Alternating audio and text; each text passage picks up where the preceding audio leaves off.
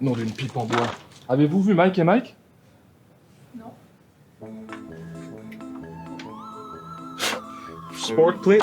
Sport. There we go. No, that's not right. That's... No. Wait, what? Oh, this movie's not that bad. Just popcorn. Okay. Sippy cup. Sippy cup. He's... Oh, no! Yeah. Alright. Okay, let's go trick-or-treating. Yeah, instead. that's a great idea. All right. Hey there, Space Rangers. Got any candy? Why, hello there. Howdy there, partner. Hey, that's my line. Whoops, sorry. Hey, man. Hey, how's it going? Pretty good, yeah? Yeah, not bad, not bad. Yeah? So I was just wondering, man, what are you working on right now? How cute is this? Right? It's the cutest, isn't Yeah, it? thanks, We man. tried. It's We the tried cutest very I've hard. seen really you hard. two. Oh, thank you. Neither that. We thought we would stop by and maybe get some candy from you. I have some eye candy just for you. Oh, this guy. Hi, Candy. So Hey, funny. Wow. thanks, pal. That's all right, great. Great. Sorry, fresh out. I'm actually working on a rework of. Hey, great job on the game modes. You've done great work. That's okay. I'm already giving you candy. I don't have any treats, but That's not how that works. Okay, so that's how it's gonna be? Alright, man. Are you serious, man? yeah. Wait, hey, hey.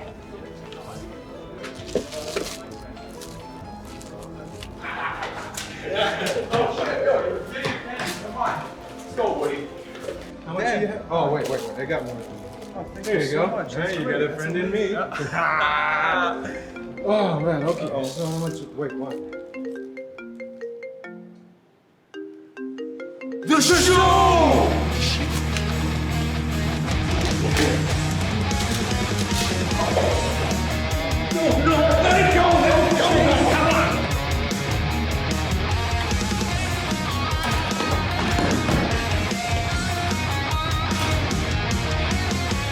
Stairs? There's no way I was taking the stairs. Are we good on time?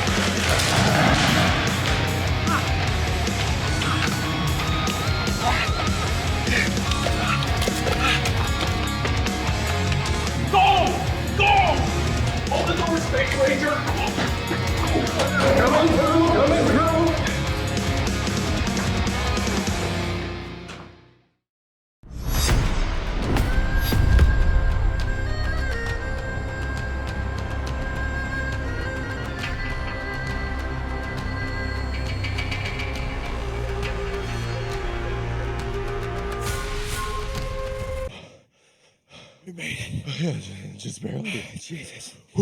Good morning, good afternoon, and/or good evening, ladies and gentlemen. Welcome back to the Warriors Den. My name is Little Mike, regular Mike, whatever you want to call me. Don't put you down, man. Yeah, you're right. How you doing, Big Mike? I'm doing okay. How about you? Yeah, not too bad. Get out of breath. Yeah, definitely. So, happy Halloween, first of all. Yeah. But we got bigger fish to fry today, right? Yes. Year 3, Season 4, which you all know right now, called Sunda.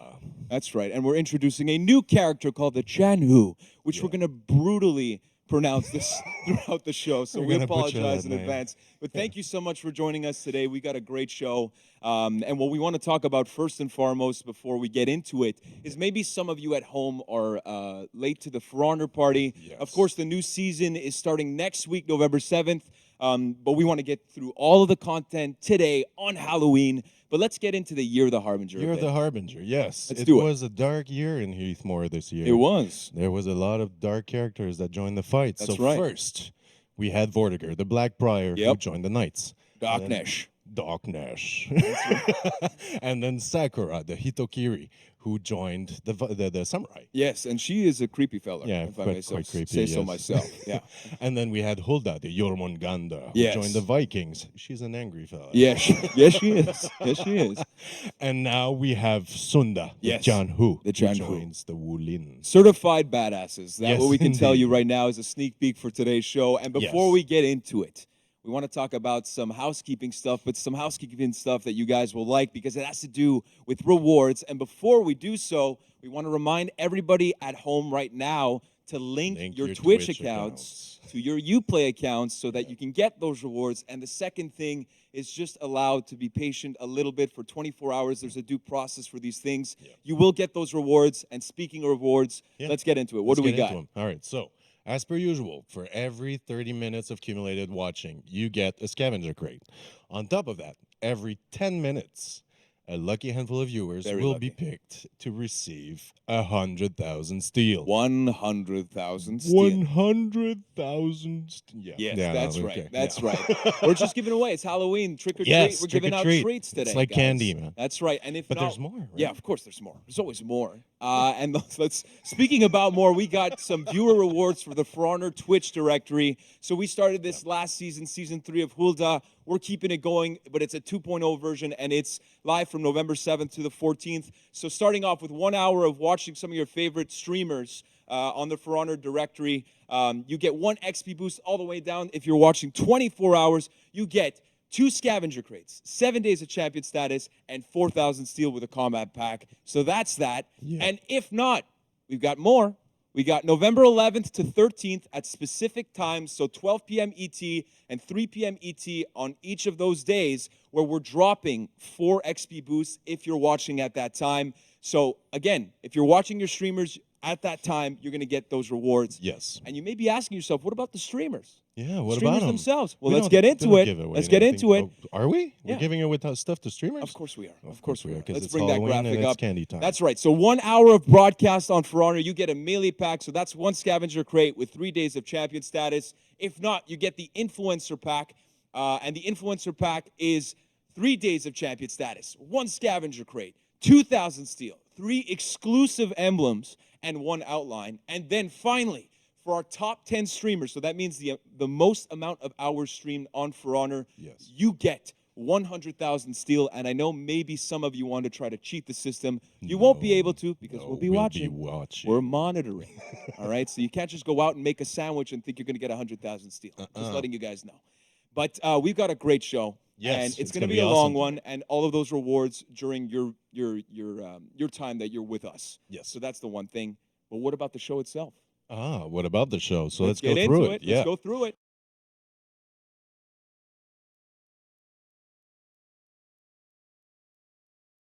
What he did last weekend. Yeah. And then we go into a fight demo. Of course, with fight demo. Frankie Boy, a.k.a. Nuke, a.k.a. Francis Faubert, and Stefan Jawinski, Yes. the legend. And if we could just bring back the agenda up, we have the weapon showcase. I know that for a fact right after. Yes. And then after that, we have the map showcase. An interesting thing about the map is that it's the first Wulin map Ever. in For Honor. Yes. And it's a breach map, so we'll be able to sit down with Alex and Ed for that segment. And then we'll get to see it in action because we're going to have our community guests. And let me talk about them. We have some Zero great Crack, teams. NikkiDuh, Havok, Setback, Daddy Law, Skorbrand, and some new faces, Norgoz and Lolichul. And if not, we've got our casters. Yes. Vivid Vivid Naz Naz and Vervelocity. So, and then after that, we're finishing off the show with some balancing and improvements, of course, that's coming up with its title update Yep. next week, November 7th, again. Yep. And then finally, a special segment with Yuri and Mark And Mark. for special effects and For Honor. So Yep. just a great show. It's gonna be awesome. It's going to be a long one. And I know that you guys have been waiting very, very patiently back at home for a specific little something. Oh, Maybe yes. a trailer of this thing This right guy? here. This guy? Huh? So, As a world premiere. world premiere, guys. One One of you- man, 4 lanterns. Yeah, and coming one mission coming to a soon. small screen near you. That's right. And without Let's further roll ado, guys, let's take it away with the CGI trailer, Year 3, Season 4, Sunda. Let's get it. Excellence is a journey where the weak lurk in shadows. Yet my blade burns stronger. One by one, I smother them. I reap their flames. Let them fear me.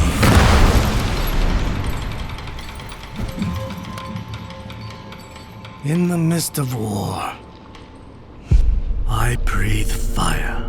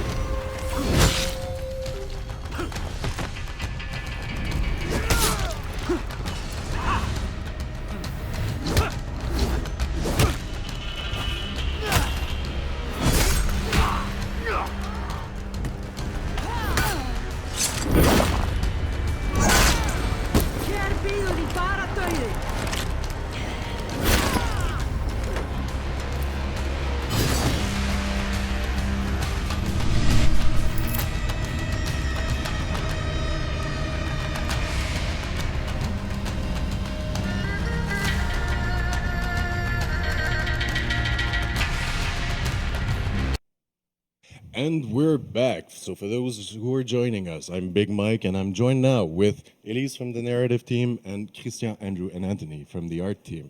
So let's talk about Sunda, the John Who. So who is he? Who are they? Who are the John Who? Who are the John Who? So for that character, yeah, as usual in year 3 of the Harbinger, we are trying like to explore who are the darkest heroes in each faction. Yes. So as you mentioned, we had Vortiger, the Blackfriar, who are more on the gothic side.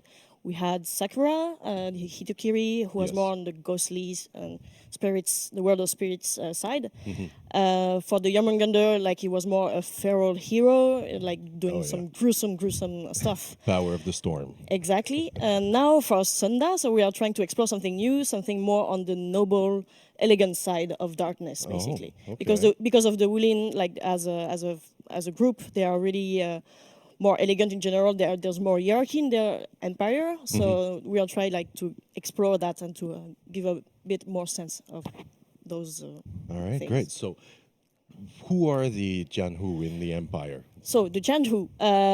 Sorry if I'm not like the pronunciation is very hard. I'm fully aware of that. I'm not. Sadly, I'm not a Mandarin Chinese speaker. Yep. I do speak 5 languages, but not that one. Not that one. But that being said, so the Janhu for that one, we really tried like to sort of honor all the movies, the Chinese movies that you can see like that are set in medieval China. Yep. And for that hero, so they are wielding a weapon called the Changdao, Changdao. which is a very long blade that you will Yeah. see like with Stefan a bit later on. And they're also like the masters of fire. What we mean by that is like they have developed sort of a tech like something aligned with alchemy, basically. They're making many experiments and like they're the right hands of great rulers in the Wulin Empire, basically. Right. So they are working from the shadows and trying to assert the power of the emperors and any rulers that you can find in the Wulin Empire. Okay, so they're That's very their close job. to the Emperor, basically. Exactly, They're yeah. the special forces Exactly, of the Imperial yes, Army. yes. All right, great. So, first character, Sunda. Yes, Sunda. So as you saw in the trailer, he's very fiery as a character, obviously.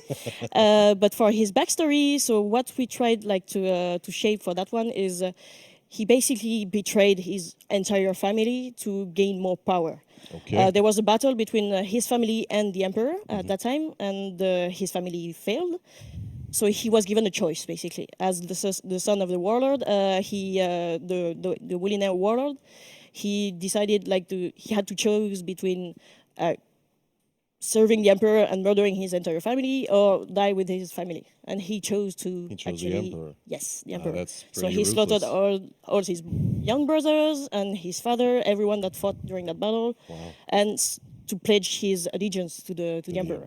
Yep. Okay. That's what Wow. he did. And what brings him to Heathmore? So what we are going to try for this season is to sprinkle a bit of lore here and there, and to slowly get you to learn more about why they are joining now the battlefield. So they'll get to know soon. Yes, soon, as the other guy would say, like on in my left. So yes, you will know soon. Here and there, you will see. All right. And in Year of the Harbinger, Yes. every character that we've released has a counterpart. So who's the counterpart for Sunda? Yes, the counterpart. So her name is Fu Huo. Fuhuo. Okay. And she's been known in the Wulin Empire as some sort of almost a witch because she has such mastery of fire. She's so devoted to her craft that people began to spread crazy rumors about her. Right. So it caught the attention of the Empress, who traveled to meet her. And at first, Fuhu was determined to kill anybody that would come to her because she just wants to experiment with fire. So she said this, so almost a crazy scientist in a way. Yep. But then the Empress got attacked, and Fuhu defended the Empress because the enemies were so strong that it forced her to push her art to a new level, basically. Okay. So she saw that an opportunity and decided to join the Empire forces to basically hone her craft. Right. So basically, for her, it's not about loyalty like it Nope. was for Sunda. It's all about just a means to an end. Exactly. Yeah. She just wants to find the right place, to become an even greater master of fire. All That's, right. So that's a what I noble megalomaniac and an arsonist. Exactly. That's what yes. we're getting yes. this time. Pretty much. But I mean, in the world of For Honor, Yeah, it's almost like It fits. Yeah. Would you want anything else? exactly. Yeah. I'll let the community decide. All right. Obviously, and yeah, maybe just to conclude, as usual, like the narrative in this game is meant to like to inspire people, but we are not forcing any like specific identity for the players. Like the players in the game will play as Chanhu. John Hu. Yeah. Then they can decide if they are like Sandao, Fuho, or any other Chanhu that they could imagine. Right. That's Great. That's All it. right. Well, thank you for that. Thank you. And now let's I'll have a pass look the at the clicker. visuals for this new character. So, Christian. So, first thing first, as Elise was saying, we know we were going to explore a very high rank character. So, we need to go back to the PowerPoint. Spoiler. Oops. Almost there. Come on, Yeah. Max. Come on, Max. Good. All right. So, let's see it. So first thing first, we had a talk with our team in Chengdu because we're adding this Chinese culture in the Wuling family, and these guys were very helpful, sending some good references. I would like to point out the help of a guy who was not even part of the For Honor team. He was really? working at Ubisoft Chengdu, but he's a fan of the game, and he practiced martial arts. Okay. And when we went there in China, he did this amazing presentation with different type of weapons, how we use them, with very good knowledge, and he made us change our mind about the weapon. And this is how we went with the Chandao. The Chandao, yeah. So he's called Bruce. We can even call him Master Bruce. Oh, very good work. Thank you very much, Shout out Bruce. to Master Bruce. Thank you, Bruce. So with all the references, with the bio, this is where we get to start the sketch process. Oh, okay. Wow. So those are all iterations of... The sketches, as you guys know by now, it's the first exploration sketches. A lot of them reference from the movies also, or the reference from the Chengdu studio. Right. It's given to us, and this was the sketches that we can kind of go berserk up to how far that we can explore. Right. What movies did you use as a reference? It's a Brotherhood of Blade. Yes. Okay. Oh, yeah. Yes. Yeah. So Okay. basically, the first sketch was very inspiring to us. So this is the first one that was fitting the character. He was the protector, the bodyguard of the emperor. Yes. And then this is a literal reference of the real cultural Chinese bodyguard. Yep. Yeah. So this is we decided as the first one. Yeah, and we wanted to be we wanted to have a faithful and genuine approach with these guys. Yep. So here, for example, the first one is obviously really an inspiration from the movie Brotherhood of Blade. Yeah. Second one, we wanted to have something different with more gear. Somebody like could be a guard, an emperor's guard. Yeah. And the last one, we see him more like a noble. There's it's very classy. You're gonna see all the characters later on in the build. This is some variations, just a sneak peek on what we'll see on the build, but I think we put all the money on this guy. It's a lot of fancy stuff in there. Oh, well, they look really great. So we had it right there. You go. Okay, Yeah. so for the face Fuho. of Fuho. yeah, Fuho, yes. Yes. We were trying to be faithful to the narrative, so she has it's kind of witch type of a feeling that we wanted to kind of bring. It's she has a very cold, mean, and merciless type of look. Yeah. And for the Sunda, he's a very ambitious one. Yeah. And he's very focused, and then as you can see, there's a burn mark on the right, which is the result of experiment accident. Yeah, a bit of scarring. Yeah. I guess one of the fireworks went off a bit early. Exactly. But we can see that it has been a while because the eyebrows had time enough to grow back. Tiny scar, but There's this small scar, yeah, but This is the player expression. Yeah. So this character exposed very well all the player expression that the players will be able to play with the symbols, the patterns. If you still want to go blank, very simple, there's no mandatory spot, so you'll be able to look like the first one. okay. Ornaments, Ornaments of on the course. shoulder. Yeah, on That's the pretty with shoulder, the pretty Harbinger. consistent with what we've done so far. It gives us the freedom on the headgear, which is this one has some pretty fancy headgear. Yeah. They have some very special traditional headgears. Very nice. Yeah. Nice. A little sneak peek on the build that Anthony and Seb will present later. The Chandao, very nice weapon, very very classy. So let's check out the build now. Yeah. All right. Yeah. Let's have a look. So for the armor sets. So let's this is go. the So- first set. Basically, there's one thing that was constraining us for technically, which was a long rope. Yes. And now when the tech evolves, our game evolved, and we could be able to make it work. So this is our. We took that chance, and he and she has that rope type of Right. outfits, gears. Yeah, The assassin look like gear. Yeah, and the noble aspect of that character really comes out from those outfits with all the embroidery, the silver threads, those beautiful armors that actually really are pretty historically accurate. You did a really great job on that. So Feels rich. You know, Yeah. it does. Yeah, it does. Even the way it moves through when you're gonna see him fighting, them fighting. Yeah, the secondary animation is pretty nice. The elegance of like. And this one was this one. inspired by the monk from the Oh, Monkey so that's a King. monk's coif that Yeah. he's wearing. Yes. Okay. And this one was inspired by the Big Mike.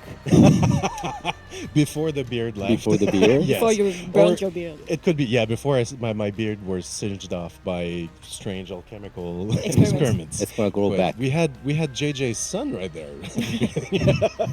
Maybe, maybe not. What is really nice with those silverish, goldish Yes. embroidery is that the paint pattern goes underneath, Mhm. so it kind of enrich all the paint patterns that the players can use. Yeah. Pretty nice. We did that on Jiangjun the Yeah. first time. Was Yep. looking pretty sick. A rich variation of the headgears that they have was Mhm. kind of inspiring us a lot to explore many different type of helmets. Right. The more More geared military one, yeah. look. Yeah, it looks great. So the gray metal will receive the material change. Mhm. It will be very visible on this guy. Oh yeah, man. This brings back memories from a lot of movies. That I've Yeah, seen. right. That's pretty cool. And of course, how can we not have a bowl? A bald guy, of course. Yeah, for the year of the Bollinger. Yeah, Year of the Baldinger. Yeah. yeah, I did that. Yeah. So Yep. I'm not that That's sorry. coined right there. And a face mask here. So what's up with this guy? Oh yeah, the Demon Queller. I'm calling him. It's more or less a reference to the Chinese deity called Zhongqi, if I'm correct. Okay. Like he was famous for like slaughtering demons and whatnot in many Chinese tales. I great. think some of the folks on Reddit like mentioned it at some point. So it was Alright. nice to read that. Communities in point, as Yes, usual. Inspiration everywhere, right? Right on. All right, so those are all the outfits that will be Yep. coming out for the Jianhu. Right. Anything else we have to watch right now? I don't think so, right? All right. Well, we're done. We'll be coming back later to have a closer look at the weapons. But until then, we're going to a fight demo to see how that beautiful Chandao is Yes. used with Frankie Boy, aka Nuke, aka Francis Faubert, and Stefan Jawinski, the legend, who will be talking with Mike. So be right back. Stay tuned. Thank you.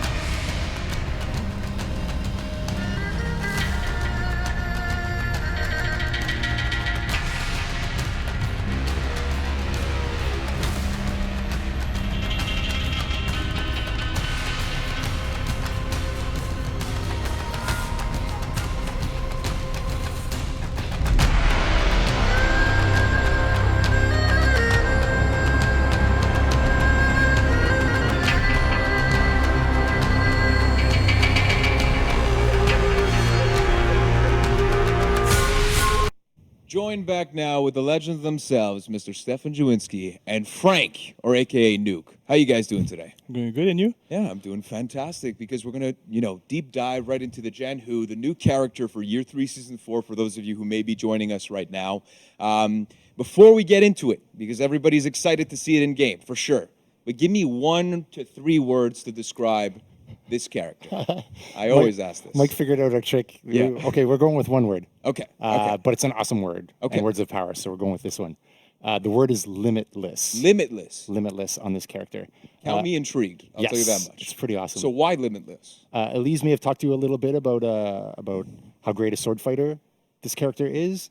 The ruthlessness as being able to fight on the whole army themselves. The ability to ruthlessly kill their own family member and not even care. Exactly, cold-blooded. Yeah, like it. So we're going to see this in the fight style, the skill in the fight combat kit, and then we're going to see it also in the Scorched Earth policy of the feat kit. Yes, so Masters of Fire, of course. So we're going to have to see some fire at some point, right? Of course, it's mandatory. Exactly. So let's dive right into it. Why don't you give us a little bit of the go-to moves for this character as we dive into the arena here? Oh, nice little emote, Frank. I saw that. Don't worry. It's classy. It's cool. So here's our Wulin hybrid, and we're going to start right off with the chains. Basically, it's a 2-hit chain on this character. Let's start with light. Was that an unblockable symbol I saw? I think it's an unblockable. Did you press light? Yes, I did. Holy smokes. Okay, Light finisher so interesting. is unblockable. So right off the gate here, there's two buttons you got to press and you're going straight into an unblockable. Exactly. Wow. Because why mess around? Yeah, why not? Let's go. We can do heavy light as well to get to the finisher. Cool. We can do light heavy. Let's see what the heavy finisher looks like. Also unblockable? Very nice. Very nice. I like this. What I like about it is opponents will have to be like, hey, is it the light unblockable finisher and therefore I parry on this timing, or is it the heavy unblockable finisher, in which case I will lose if I thought it was a light, and vice versa. So this is really cool. I think you're showing heavy? Yep. Perfect. I had my eyes off the prize, so sorry. Yeah, there you go. So yes, this is the basics. Super cool. Gotcha. So should we get into the specifics then? Maybe Let's- take a look at the moveset. Let's and then totally let some people back at home get some screen grabs right now. Exactly. We Taking can a look replace here. those sketchy ones on Reddit, so that'll be nice.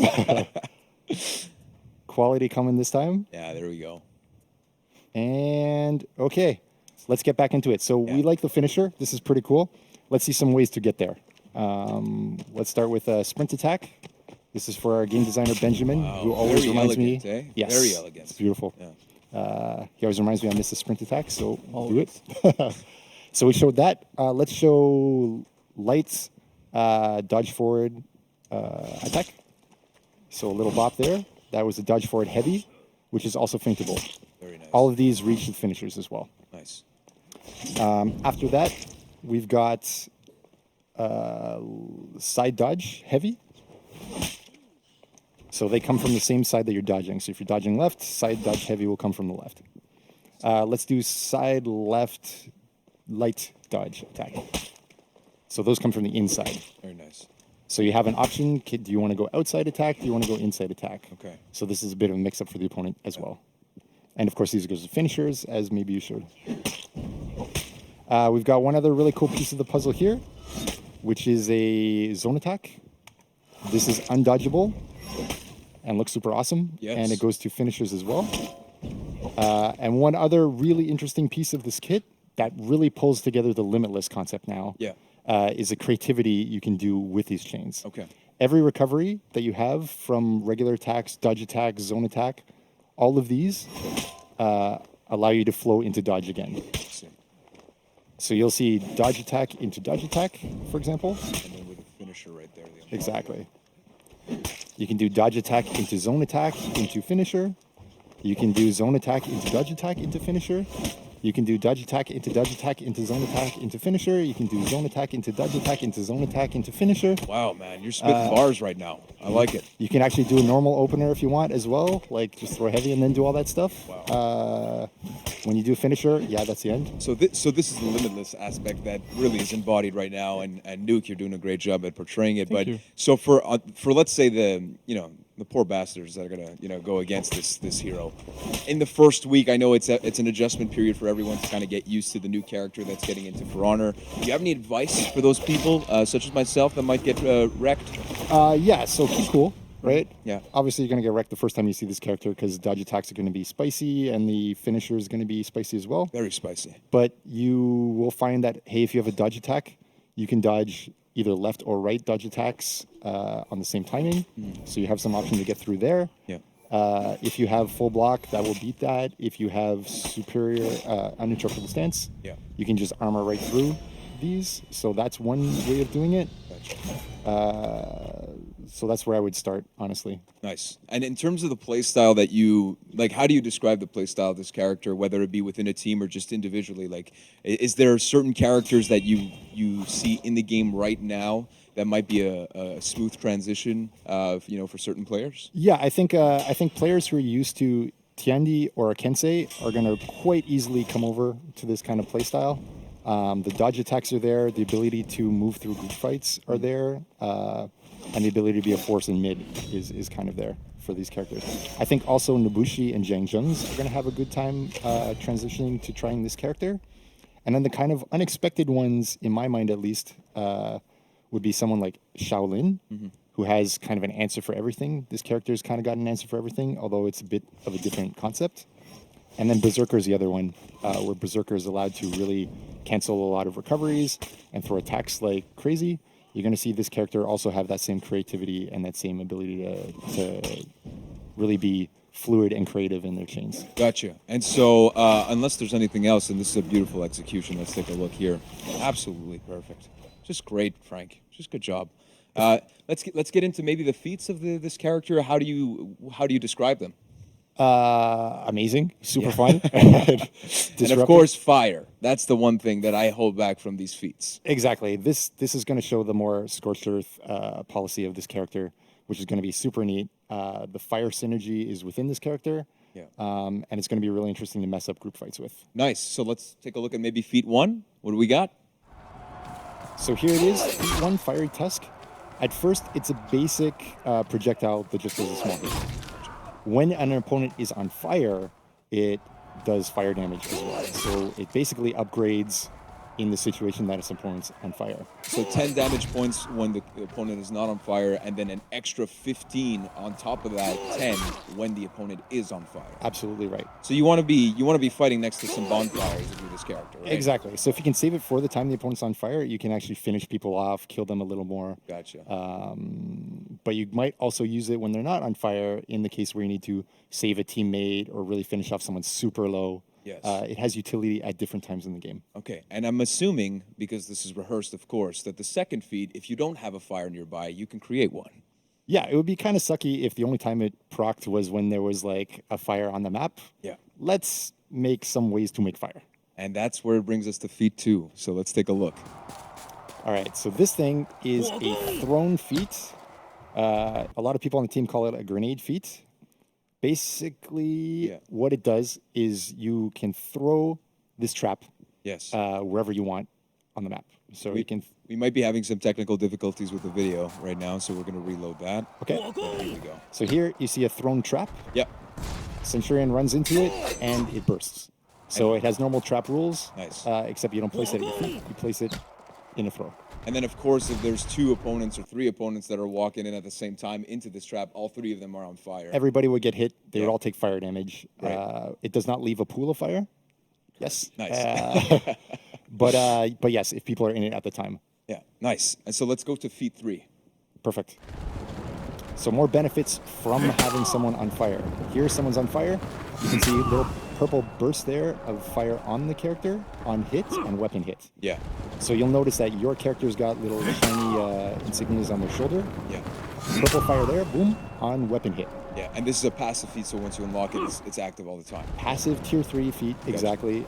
Every weapon hit that you do to a burning opponent, you applies burning damage to them. And I feel like all of these complement each other extremely well. And I guess we'll lead into feat 4. What is feat 4 for this character? Exactly, that's the idea. Get the synergy, get them burning, and then if they're close, do your crazy limitless chain attacks to pressure them and keep the fire burning. Yeah. Nuke them down. Keep and if the they fire try to burning. I like keep that the fire tagline. burning. Yeah. And if they try to run, throw the thing, finish him off. Yeah, gotcha. So feat 4 then. Feat 4, yes. An even better way to spread fire.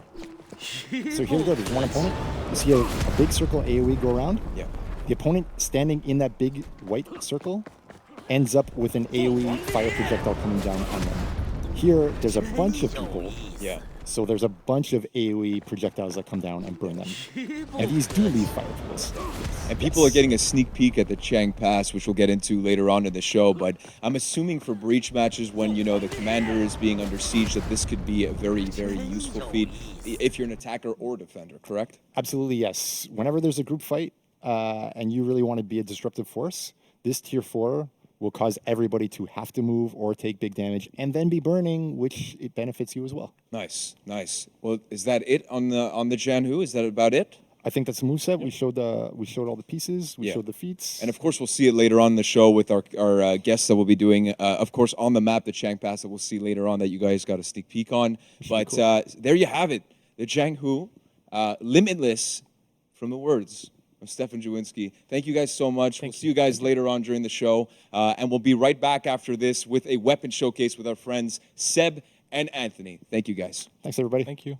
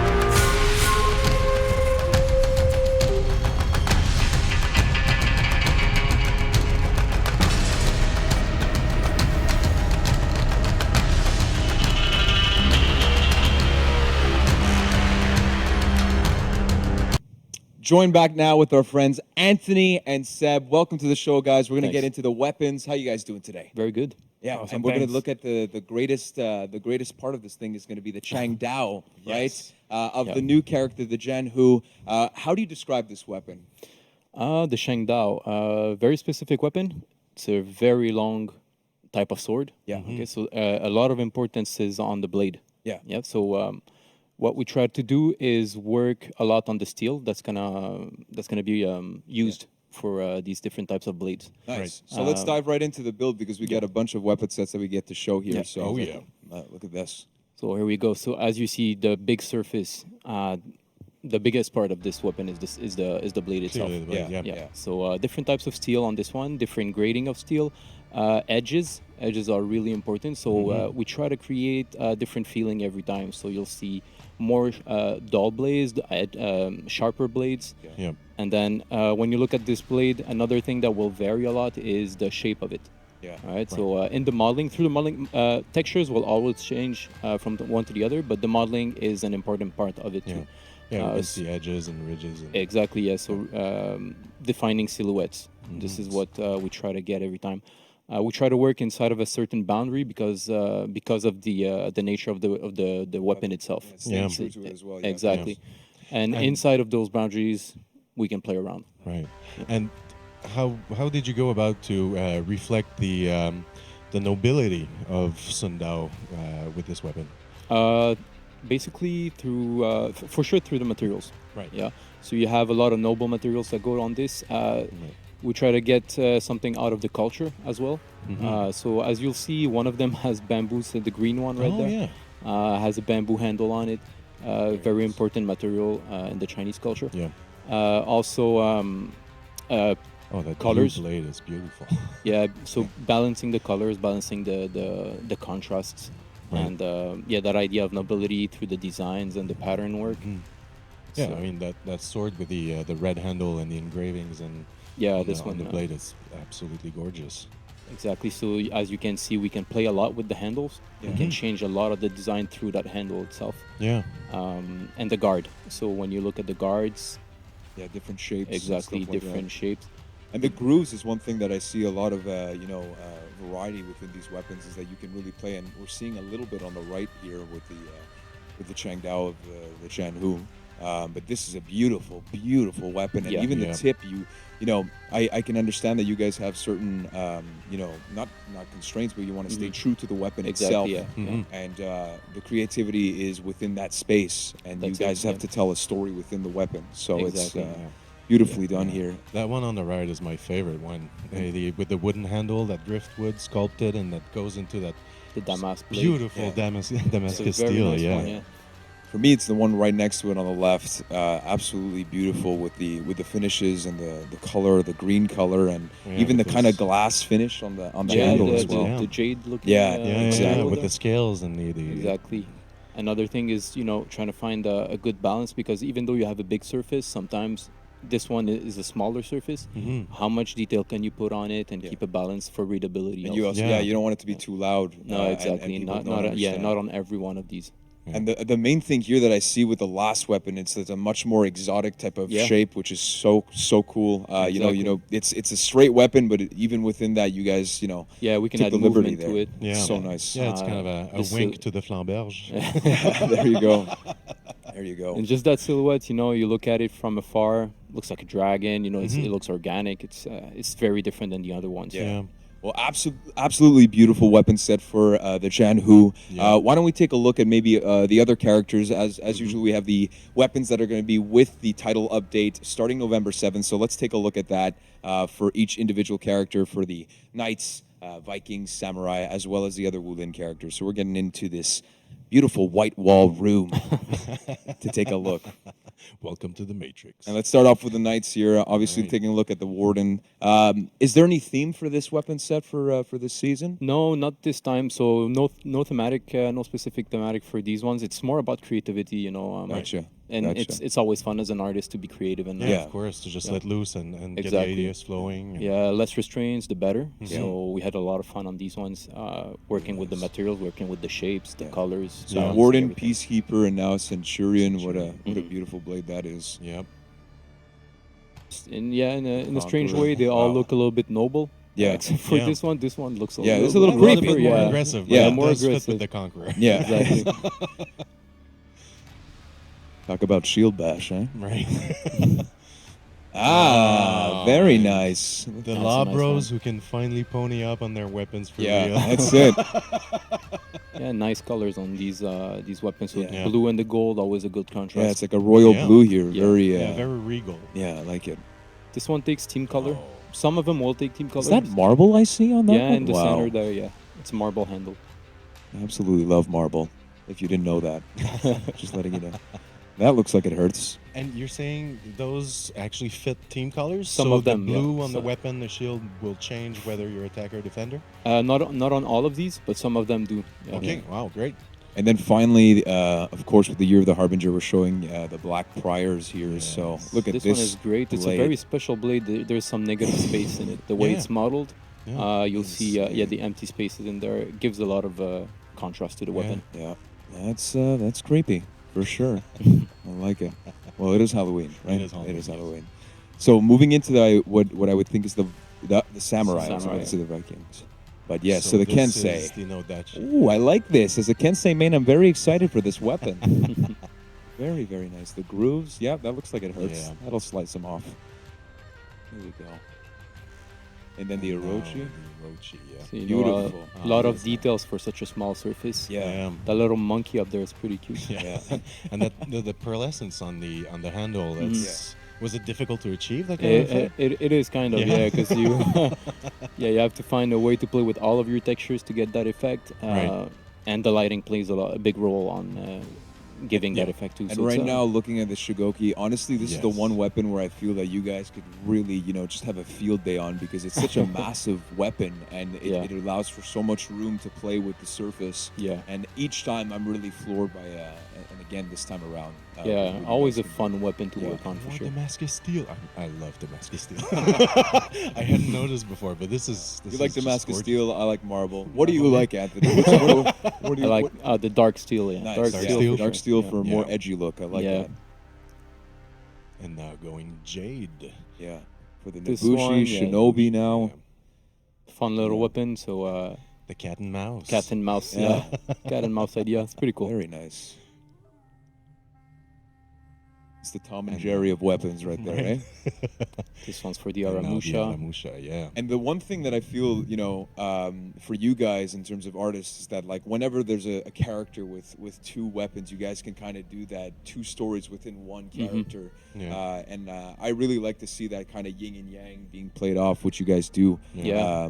And even when there isn't, we're taking a look at the Masakari for the Hitakiri right now, and there's that duality, and I really, really appreciate those details when you're. This when one you're is telling great. two You see that? Yeah, stories. that's the dark steel I was talking about. Yeah, I really love beautiful. that weapon. Beautiful. And This that- this season, this one is my favorite. So That axe head is It's a so beautiful huge, one. I thought Yeah. it was a shield to at first.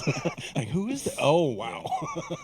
And so now we're heading into the Vikings. So starting off Yes. with the Raider, you guys got a sneak peek at all the other little weapons. But nice little royal blue again with the Yeah. gold finish. the bright gem on it. Yeah. It's a lot. There's a little bit of punchiness when you see that brightness in the It's gem. the kind of the luminosity. Is that a Yeah, word? that is, that is. All right, great. So yeah, of the gems, it really pops out. The little Now, edged, Berserker. the little edged metal there. It's Oh, pretty yeah. cool. And for this one here, I feel like it's not the mirror, but like it's kind of like the anti of the weapon that it's mirroring, right? Mhm, So yeah, it's so in the shapes, you'll see it's the same shapes, Yeah. just varying the type of metal. yeah. Changes a lot. And this, I love this. Yeah, look at It's this. the Yeah. Celtic wild hunter there. Very figurative one. Yeah. Cernunnos, I think, or something like that. I actually. wish I could fact check you. but I Right? can't. Google it. It's Yeah. actually a thing. Nice. And this is for your warlord. Yes, right? for the warlord. That's, That's right. nice. The aquatic looking. I Yeah. feel out of all, I know there's no theme, but I really I'm getting the sense of like more royal type of weaponry here. With Yeah, all of the sure. weapons, Yeah. actually, right? Yeah. You can interpret it that way for Yeah. sure. Thank you, Anthony. I appreciate that. Highlander. Beautiful. This one's actually pretty cool. It's a simple one, but just with the materials, Yeah. you get a Damascus nice steel? feeling of yeah, it's still the Damascus steel. And then of course the harbinger for the Vikings. Yes, the the Jormungandr. Yes. Look at that hammer. Oh, that looks awesome. That's hammer time. Very nice. And we showed off the Janhu, of course, but let's take a look Right. at maybe the rest of the other. Woolen. Yes, the other woolen. So this is for the Tiandi. Yeah. Oh, Very man. noble looking Beautiful. weapon. Yeah, it looks So- like an imperial relic. Yeah. that- It's a unified looking weapon, unified colors on it. And even Yeah. I Beautiful guess it's what I want to call the plume at the bottom is just Mhm. you have the details on that as well. It's Yeah. just insane. Exactly. We're very happy to make these different every time. Yeah. It's a lot of creative process. Yeah. And now for the Shaolin, very very very pristine staff here. That's a nice one. Beautiful. And being able to mix and match all of those components of the weapons Yeah. allows you to create so many different variations. It's- Exactly. Customization plays a big role with these. Yeah. So Mhm. players will be happy to just Yeah. choose a part that they like and Yeah. create their own weapon through them. It's just great news for Honor Fashion. I'll tell you Right? that. Is there a sub for that? I'm sure there is. There I'm probably sure is. there is. If not, get on it, guys. Yeah, please. For Honor Fashion. I'm almost like 100% sure there is. yeah. All right. The JJ, of course, to finish it off. Yes. What a beautiful weapon set for all of these characters. Again, this will be available November 7th with the start of Year 3, Season 4 of Sunda, for those of you who may be joining us late. But Yes. thank you so much, guys. Thank you, guys. Thank you so It's much. just a beautiful, beautiful job that you guys Thanks. have done. Yeah. Thanks to hope the you- team too. Yeah, of course, of Yes, course. yes. And if not, we'll be right back with Alex and Ed for the map showcase, the Chiang Pass, Chiang the Pass. first Wulin map. So we'll be right back with that. So thank you so much again, guys, and we'll see you guys soon. Yep. Stay tuned.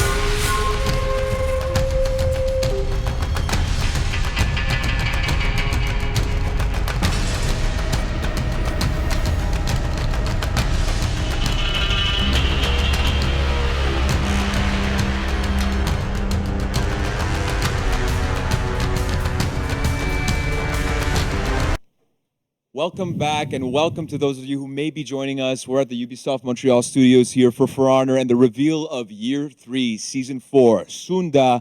And right now, joined with me is our friends from the map teams, Ed and Alex, for the first time on the Warriors Den. How you guys doing today? What's up, Mike? It's good to be here finally. I'm very happy that you guys are here because we got our first ever Wulin map, and not only that, it is a breach map. Exactly. So we're going to take a look at that, but before we do, can you guys maybe give us a couple of words to describe this before we get into it? Oh, okay. You're going to put us on the spot like course, that? Of course. Art-wise, I definitely have to say I'd go with vibrant because, yeah, definitely, because we really wanted to inject as much color compared to certain other For Honor maps, really, to set apart the Wulin faction. Nice. And gameplay-wise, Ed, is there anything specifically that you think that this map, kind of showcases? Honestly, I think it's one of the best breach maps we have up to date. Oh. Okay. It's one of my favorites. Okay, personally. Yeah. Ed, what you have done is now raise the bar. Well, because I find that this map, it takes all the learnings that we've had through the different breach maps we've done so far, and it really takes together all the pieces that work very well, and just took it from there. Very Elevated nice. it. Well, now the hype is real, so let's get into it. We've got the free camera that we're going to start off from the attacker's perspective. Can you describe what we're seeing right now? Well, so basically, welcome to the Wulin territory. This is on the edge of Heathmore and the Wulin land. And basically, the first part of this map is breaching through a bastion where it has been under siege for so long that it's destroyed, so they keep trying to rebuild it and defend their lands. Very nice. And so I'm assuming, for the main lane and stuff like that, is there any, tips and tricks walking in as an attacker or a defender? Are there things that people have to take a look at coming into the game? Yeah, well, I mean, what you need to do is basically keep in mind where all the boosts are to try and get that tactical edge above everybody else. Gotcha. Yeah, definitely going to help capture that main lane. So now we're taking a look at the side lane right now, I'm assuming. Yeah, here we have the side lane, and as you can see, there's several paths. There's always several paths to get to where you want to go. So the important thing is learn the layout. If you're new to the map, even if you're new to the mode, one of the key elements is learn the layout. Because learning the quickest route or maybe even an alternate path to get to where you want to go is very important. So for instance, in this map in particular, you'll always find a healing zone under the side lane. Okay, gotcha. So keep that in mind if you're desperate for health. So always the second point within the face. Yes, Gotcha. exactly. Quick healing. Gotcha. And so then after that, we're taking a look at the first, what I see is a very imposing gate, right? Yeah, and as you can see, with the rooftops and all the fresks on the wall, we really added a lot of color, Yeah, very nice. And tried to identify what the Wulin architecture would be like. And I'm assuming a lot of research goes into that, and of course you want to stay true to the Chinese culture and the architecture. Tons. And I really have to give a big shout out to Chengdu, which helped us build this map, but also served as consultants to make sure that everything was period specific, so that we didn't have any buildings that stood apart as too modern. Yeah, gotcha. And now we're taking a look at another little boost in the So of right course side. you have the side lane, but on the opposite side, you really want to know where the boosts are, and especially the shield banner, which you'll need to grab if you want to shield one of your objectives. Yeah, of course. And that's really important if you're looking to win. And we'll see how the teams that are going to be playing in this map use those boosts to their advantage. Why don't we get through, which I see that you're already doing, going to the maybe the Cauldron area, where there's going to be some pretty epic battles, A heavily contested point, of course. Yes, with the Cauldron being, one of those things that is very hot. Yes. Yeah, and you can see that they're stockholding all the oils for the Cauldron there. Yeah. Right. Yeah. Here, if you ever wonder where does all that come from? Yeah. Awesome. And here we're making our way out. A view on the wall. And itself. I'm assuming this has to be drawn as the inspiration of the Great Wall of China, of course. Definitely, yeah. Can we call it the Good Wall? Yeah, we'll call it It's a pretty good wall. Yeah, it's a pretty good wall. It's been breached once. So, yeah. So this you kind of describe this as more like a military area. We'll head into once you breach the first gate. Let's take a look. Nice, nice sound effect. There you I go. think we're gonna use that in game instead of what we have right now. Look at that. So one of the challenges in building this map was how do we give the impression of big open spaces, but without having it feel too empty? To try and stay true to their types of architecture. Yeah. And if you pan up and look towards the left, you could see that we have the military district on the left-hand side. Yeah. And the residential district with temples on the right. So right now we're taking a look at the residential area. Yeah, This is the first time that they get breached, so you're really walking into, where they're just living. Yeah. As part of the yeah. world. Gotcha. And it basically lends itself to the first thematic of this capture point, which is the armory. Yeah. And one thing that you'll notice in this map is that the side lane is always on the left side of the map. So along the entire map, you'll always find, if you're... So it's like a straight line? Yeah, exactly. Okay, From gotcha. phase 1 into the commander's phase, it'll be a straight line. You won't be crisscrossing along the map for the side lane. Nice. So yeah. So that's a good little pointer for people who are starting to play this map for the first time. Yeah, it keeps And the so this action is very the second capture point, so that means that there has to be the healing zone right underneath. Yeah, if we go right underneath here, you'll find where the healing zone will be. Yeah, welcome to the day spa. It's a day spa? Really? Yeah. Is that an indoor pool? That's an indoor pool. Yeah. Okay. All right. The soldiers got to relax somewhere, right? Anybody who says that we don't take care of the small details here on the For Honor team, know. you are wrong. Okay. There's an indoor pool in the map. No Easter eggs in there, guaranteed. No, none were attempted whatsoever. Yeah. And this is a great shot, too, of going into the boost zone. So spa on the left side. Yeah. Take me to the right side. What's Yeah. going on the right so side? this is kind of an echo of what we did in Hallowed Bastion, where the Guardian has his own area with the ballista overlooking it. Yeah. So it was inspired from that one. Gotcha. Yeah. You must be the luckiest ballista alive to have such a beautiful building. Yeah, Because- seriously. Yeah. Like, look at how intricate this is. Look at this. Very, very peaceful in here. Can you get a shot of the ceiling? Look at that. The modeling done is phenomenal. wow. Oh, jeez. Yep. When people go in here, make sure you appreciate the art. Yeah, before you get killed. Exactly. Exactly. And where would the Guardian be? And so the Guardian would be right in this beautiful area out here. Okay, so not indoors this time around. Outdoors. Yeah, I think it's the first time we have an outdoor Guardian fight. Nice. Yeah. And I always love this about the For Honor maps. It's just such a beautiful setting where so many deaths will take place and executions will take place. I think that sums up For Honor pretty well. Beautiful areas in which to murder each other. Yeah, exactly. Oh, and the JJ gets his own statue. Yeah. Wow. Oh, Very okay. nice. Very All right. nice. So let's go check out the cauldron area of course. Of this phase. So here we have where the defenders will be coming in from. So they have they have this ladder, they have this zip line which leads them closer to the Guardian area. Nice. And they have this zip line that leads them to the side lane. A couple of shortcuts. Nice. Exactly, yeah. So they can always get to where they want to go. I think that's very important. Again, the lanterns.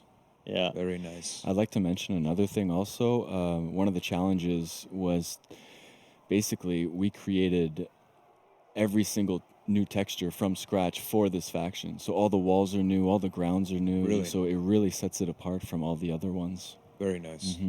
Very nice. And so then after that, I guess we'll take a look at the final barrier before we get into the royal area, because that's do where it. you have to go as the attackers to kill the commander. All right. So let's get another sound effect. There we go. Okay, so take us through where the commander will be here. So the commander will definitely be spawning in this area. So we always have a little visual cue there so that you'll be able to, place him in your mind where he should be. Yeah. And what's really interesting about this map, this is one of the more intricate navigational commander phases that we've done so far. So for instance, you have this area underneath the lane where the pikemen are. And here you'll find a boost. You never know. I really love this path too because it almost makes it feel like a skirmish or something, like another different type of map once you get in there, because you have all these flanking paths and ways to escape and go and heal up. I always like escaping because I can't handle my problems in For Honor hands-on. So. Once again, you'll find the healing zone, and that means that the final capture zone is right above it. And of course, a beautiful statue here. Right here. Nice. So some vases for some extra protection, I'm guessing? Yeah, so as you can see, the ballista is right there on the opposite side. Very nice. So this will provide some cover Yes. when you need it. Very cool. And so in that circle is where you'll see the commander, and then after that, on the other side, if you'd like to, I guess, use the ballista against him, how would you do so? Yeah. Another cool thing also to mention is that the sound team did such an incredible job with this map. I mean, when you're done fighting, just take a minute just to stop and listen, and you can hear chimes and things like that. It really sets the mood and immerses you into the map. It's cool. Yeah, really cool. Well, thank you so much, guys. Absolutely breathtaking, and it's the first Wulin map, again, for those of you who may be joining us now that are late to the party, a breach map, and we're going to get to see that in action right after this. So again, thank you guys so much. Yeah. Alex, I hope you enjoyed your first time on the Warriors Den. Good, Edgar, of course, Thank you you. are experienced veteran on this thing. But guys, we've got our community that's here that's going to play on this map some best of 3 in terms of breach matches. And to do so, we've got some special casters. So I'm going to introduce those guys for you. Of course, we got our friend Verbalocity. We don't have the image right now, but we're going to take a look. So Verbalocity, and of course it's Halloween, so we needed to bring a clown. Vivid Naz as well with us. All jokes aside, guys, thank you again. We'll have a little bit of a flyby map in terms of a video, just to recap the beauty of this map, and then we'll get right into it. So stick around. All right.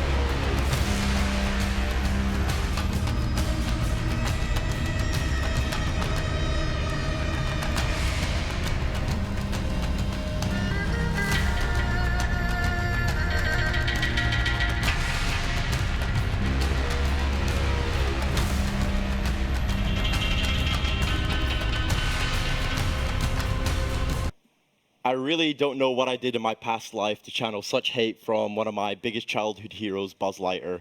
But guys, welcome to the Year 3 Season 4 exhibition match portion of this stream, where we'll be showcasing Jung-Oh, the new character which was announced today on the new beautiful map, Chung Pass. My name is Vivid Naz, and I'm joined today with my caster in crime, Verbalocity. How are you doing? I'm doing all right. While I was hanging out backstage before this was starting, I was actually bouncing around a couple of streams. I've got to say, considering this is Halloween and there's a couple cosplays, some people are going all out. Like, what is it? Clutchmeister basically looks like El Diablo.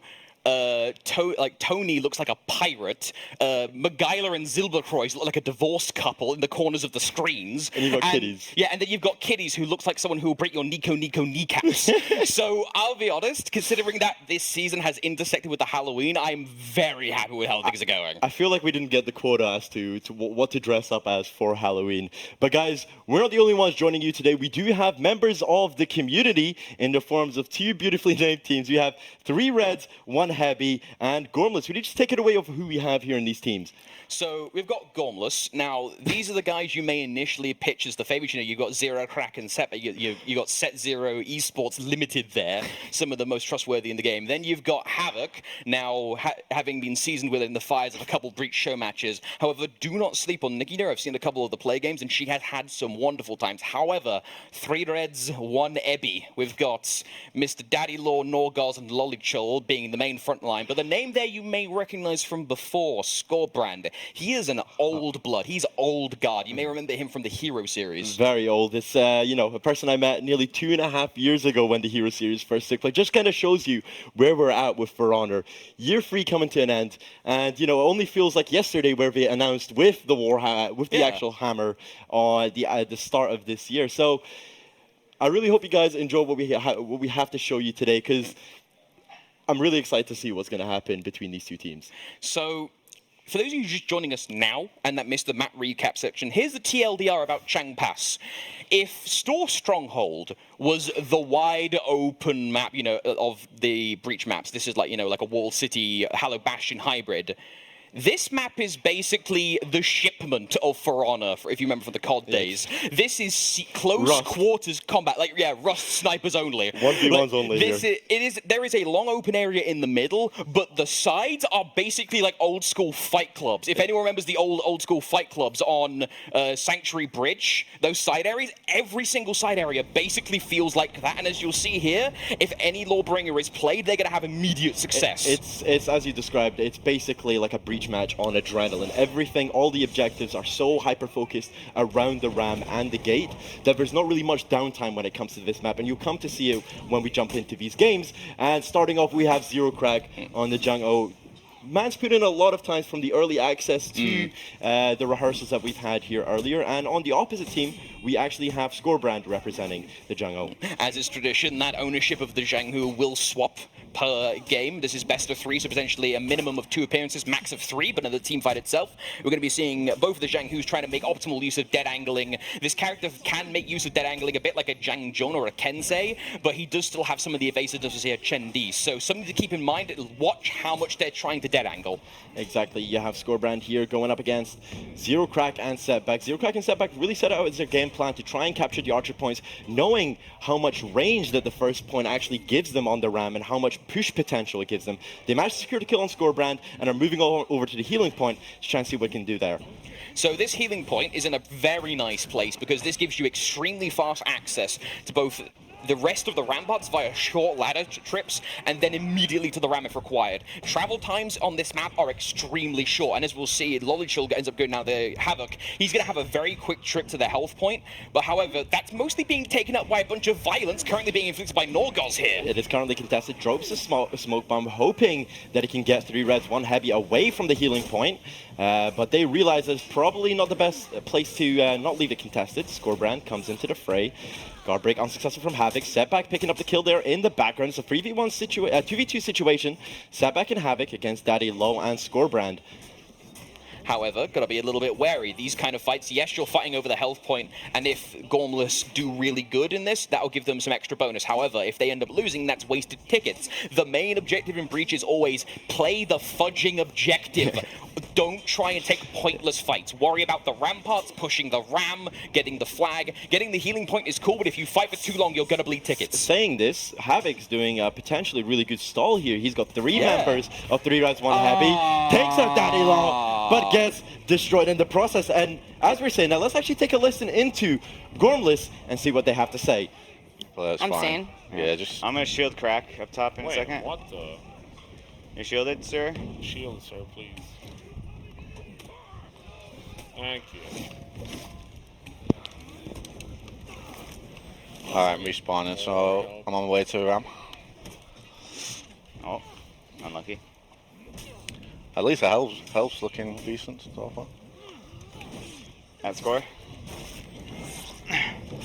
You can go heal if you want, Nikki. Okay, healing points clear. I'm going up to 2 now. Okay. Yeah, ramp's clear right now. Just moving. Go heal. Go heal. Right, I'm coming back. No, it's fine. Just go heal. You need to go heal now. Okay. I think is the shield up? We can pick it. I'm here. So, as you guys may have seen there during that fight, you may have noticed some of the archer arrows coming in. I want to point those out for a second because the first rampart section on this map is extremely powerful. Those arrows have almost a firing line on 2 out of 3 sections of the causeway that the ram has to go down. So that first one has been a big win for Gormless. Incredible. They've really tried to kind of get their game plan to capture the archer points after getting the whole dissection. And yeah, the first archer point covers a lot of the ram. And Daddy Law, we made this jokes in rehearsals plenty of times. He always seems to be carrying the banner. He always seems to be playing objective. Once again, talking about that point you made earlier, that the tickets and the ram are the most important parts of this game mode. Yeah, Daddy Law basically functions like a level 3 bot, but he swears more and has got a better beard. As soon as it hits 27 minutes in the match, his eyes glow red and he starts walking like the Terminator towards the banner. Although he's going to start murdering like one of them, and if he's not careful, ends up dropping Havok. Can he go for an extra? No, he's going to actually move with his minions. That's a good call there. Extra obfuscation's always nice. Ends up getting clipped, unfortunately, by Crack, and now he's out of lock. He'll take a minor out of lock punish, not the full one, and now Crack's got a bit of his work cut out for him. You can see Gormless here trying to intercept the banner. Zero Crack picking up the kill there on Daddy. Lolichul comes to assist. 3 res, 1 heavy. Zero Crack in a situation where he does take out Norgoz. Lolichul out of stamina. Skorbrand comes to assist. Tries to go for the heavy. Feints out of the heavy. And that zone. And one thing I want to touch upon is the amazing animation quality of this character. And you have a story that Mike told you about the mocap sessions. They actually had a proper martial artist who was familiar with the swordplay of this particular Chinese martial art come in, and little Mike gave me an exact quote. That stuff was effing insane. Like, animations have been probably one of my favorites with the game, but this particular character, Zhan Hu, has been one of my favorites in that regard. I still don't think there's a game that does animation quite like For Honor. Lolichul in a 1v1 situation against Havok. Havok coming out with the health advantage here, gets a side light. Lolichul 1 away from death, and the zone there just lands. Nikki down at the ram against Daddy Law. Zero Crack there to support. Top heavy lands. Setback gets the heavy. And the Cauldron is being used here by Skorbrand, but did get intercepted by Havok. Yeah, unfortunately for the rest of 3 Ebbies, 1 red, 3 reds, 1 Ebby, the Cauldron area was actually seized by Gormless, so that's going to give them a surprisingly large advantage. For those of you that aren't massively familiar with Breach, as we'll be seeing here, the minions will start pouring in. Those pikemen do not play. They are actually really angry. Like, I don't know what Ubisoft's AI programmers did, but they made them really angry. Can we just talk about how Zero Crack denied the Cauldron there? 1 versus 3. Yes. Like, excellent use of the tier 2 and the tier 1 that's available to the Jungo. We have NikkiDuh going up against Daddy Law once again at the Cauldron point. We really need to make sure that we keep this as contested as possible to avoid those devastating hits on the ram. Yeah, so we saw there a nice combination of the Chilin Rose, that little trap that you can throw out that'll set people on fire, but then there's also the fiery tusk. Basically just it's fire kunai. It's a fire kunai. If you hit an enemy with it who's already on fire, they basically explode, which is nice. The whole kit revolves around fire, and even the character design to the face burns. It's beautiful how we can connect both gameplay aspects to aesthetic aspects of the character. Oh dear. Here comes the full gank, however. Daddy Law gets the long arm, perfectly followed up here by Skorbrand with his single boy. Skorbrand only needs single 400 millisecond top light, gets the hit. I actually want to very quickly, since we've got some time, talk about something Zero Crack did earlier on in the fight. You may have seen him doing lots of dodging left and right in fights. If you can successfully superior block and attack with a lot of high recovery, like say certain heavies and that kind of thing, you could actually get a dash light guaranteed just off the dash alone. Don't need the bash, just need the dash. But however, it is dependent on certain moves, so do read the instructions. Exactly, and I want to touch upon the attackers being at a low ticket count, 12 tickets at Although look at the stage game, 1. But I'm then, not sure how much that matters if they're going to get an extra 16 after this. yes, but also the Ram health. They are only moving into the second stage, and the Ram health is already half health, with the potential for a lot more cauldron strikes to happen on the Ram. Now, of course, something to bear in mind, feats, depending on the type of them, do damage. Oh, there we go, the combo! Unfortunate stuff there. Daddy Law not able to actually halt the progress of the Ram. Of course, if a player is nearby, doesn't matter if you've got minions or not with you, you will get the minimum speed. And unfortunately for old Skorbrand here, he's going to be feeling a bit unhandy. After that successful gate takedown from Gormless, let's take a listen into their comms. Get fucked up. I need to go Yeah, heal. go heal. I gotta go heal. Side point. I'm on side right now. Alright, I'm on Ram, it's clear right now. To join you. Okay, we're going 4 right now. Oh, fuck. I'm gonna. Yep. I'll push on while you boost the speed. Oh. I've got Lolly coming to me on mid. I almost have 4. Doing good, doing good. That didn't catch. Push.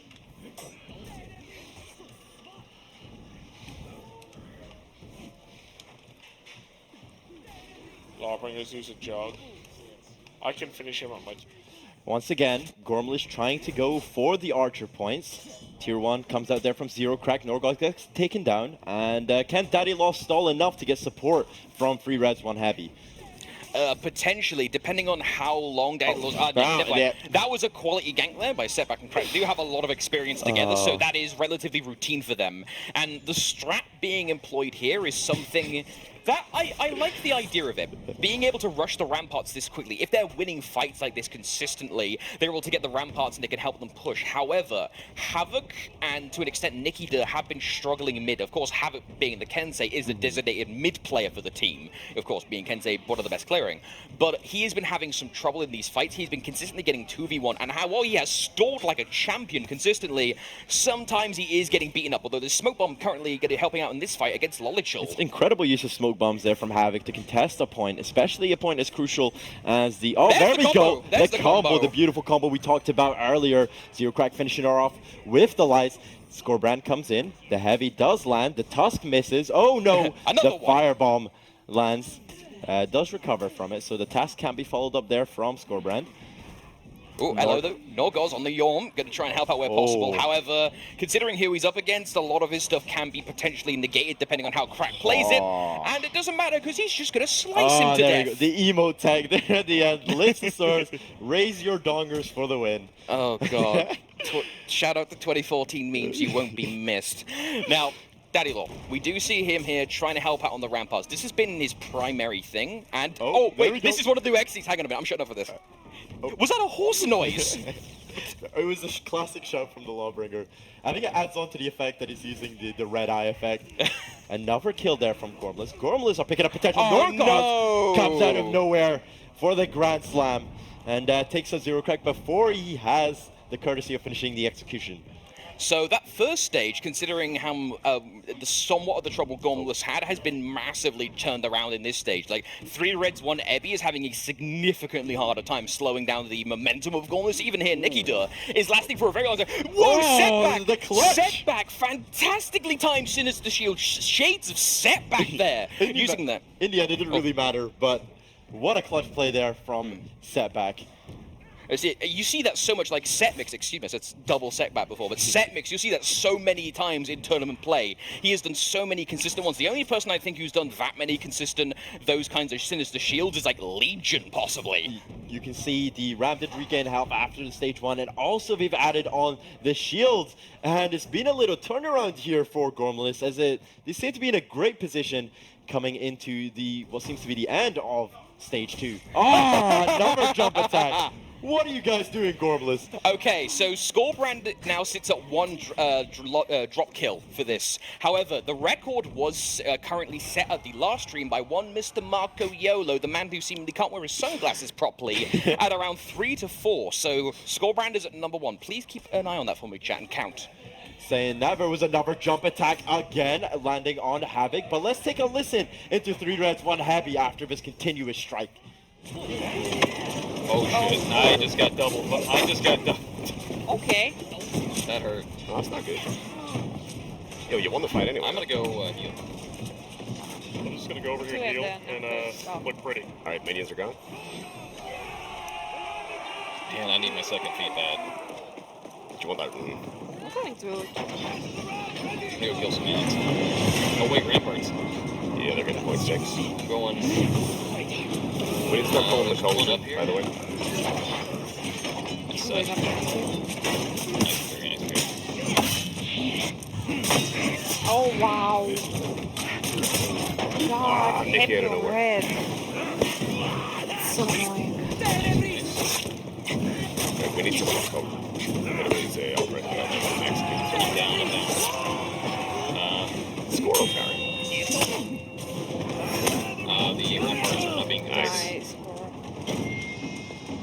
So, nice little turnaround there by the majority of the defense, able to keep themselves nice and clean. However, you did hear Lolichul being somewhat regretful over the whole Ebion Red thing. I know, irony, considering the team name. A little bit of homework for you, chat. You'll hear some details later during the patch notes section, but just keep an eye on Hitakiri's opening heavies and chain heavies. Things may have changed since we last seen them. Hopefully we get to see a few more Easter eggs with different characters in our matchups here.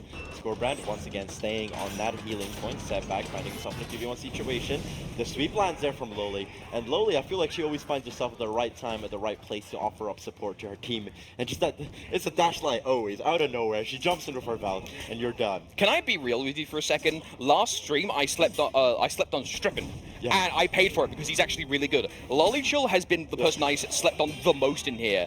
I watched her stream. She's pretty consistent.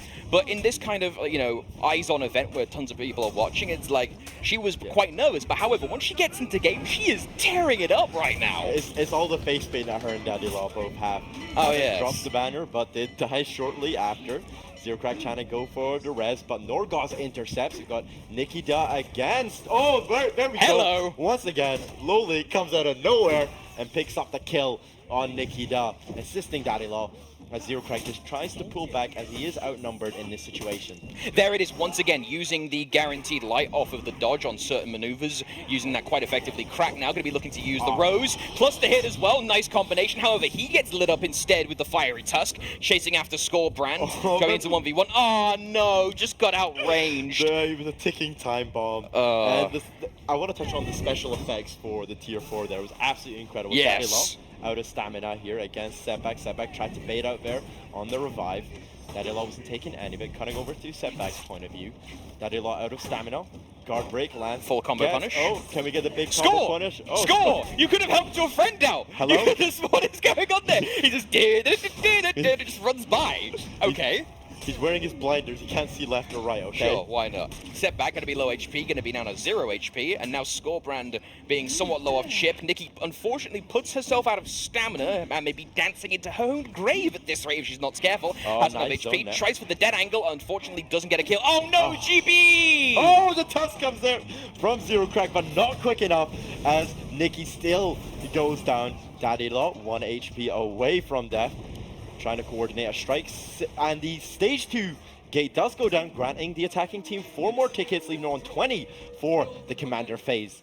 So, couple notes about this section of the map. You may have seen it through the map preview, but for those of you just joining us, this section is real tricky. This area looks pretty simple, just a ground area and 2 sides, but there's actually a tunnel running underneath from east to west where the shield power-up is. And that tunnel is so narrow, a single trap can basically cut off the entire thing. So if you've got like a Shaman or a Berserker or a Raider, basically just any of the Vikings, you can keep that area on lockdown pretty consistently, although Lolichul going to be feeling the wrath of the Irish. Zero Crack gets the kill. The stamina punish there just looks so beautiful from the zone into that top unblockable heavy. NikkiDuh offering the support here with Zero Crack, trying to take out Norgoz, hopefully get the push to the commander after this.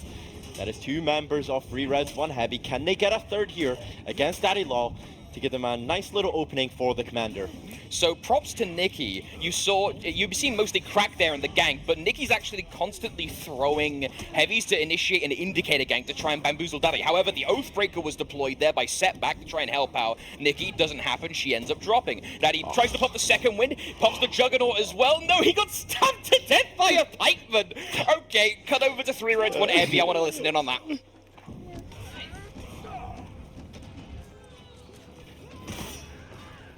They're not paying attention to that rampart, which is good. That's fucking key. They're going up there now. Flying shot. Nice. Come on. Just gonna head right up to the point. I can't parry anything today.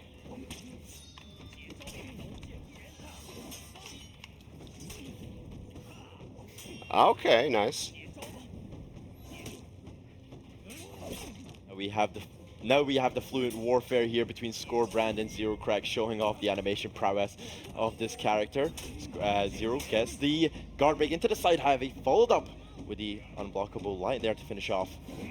You keep talking about the animations. I do actually want to bring up a different aspect of that. Specifically, I was reading Twitch chat while the initial hero reveal was being done.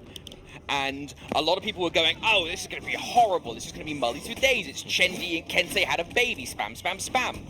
Real talk, a lot of these animations become surprisingly learnable, and so the 600 millisecond light unblockable, which sounds scary, becomes surprisingly tolerable. Yeah, very much so, especially after only a few hours of playing with the character. You do feel that you get an understanding of what moves are being thrown out from the character, unlike maybe the Black Prime when he initially released for myself. You can see the Archer point once again in contention here. Very important point, as always, especially in the commander phase, getting the movement of the pikemen towards the commander. Oh, big damage. Sorry, Nikki, unfortunately misses the parry. Although, real talk, I will empathize with you on the Black Prior thing. It took me ages to properly get the animations down for him. Like, it's a great character, the animations are fluid, it's just something in my brain didn't quite click with him. It's him and the Hitakiri, I felt, for me at least. But you saw there it was a team wipe on Gormless. Saying that, I actually want to listen to see what Gormless has to say going into this next push.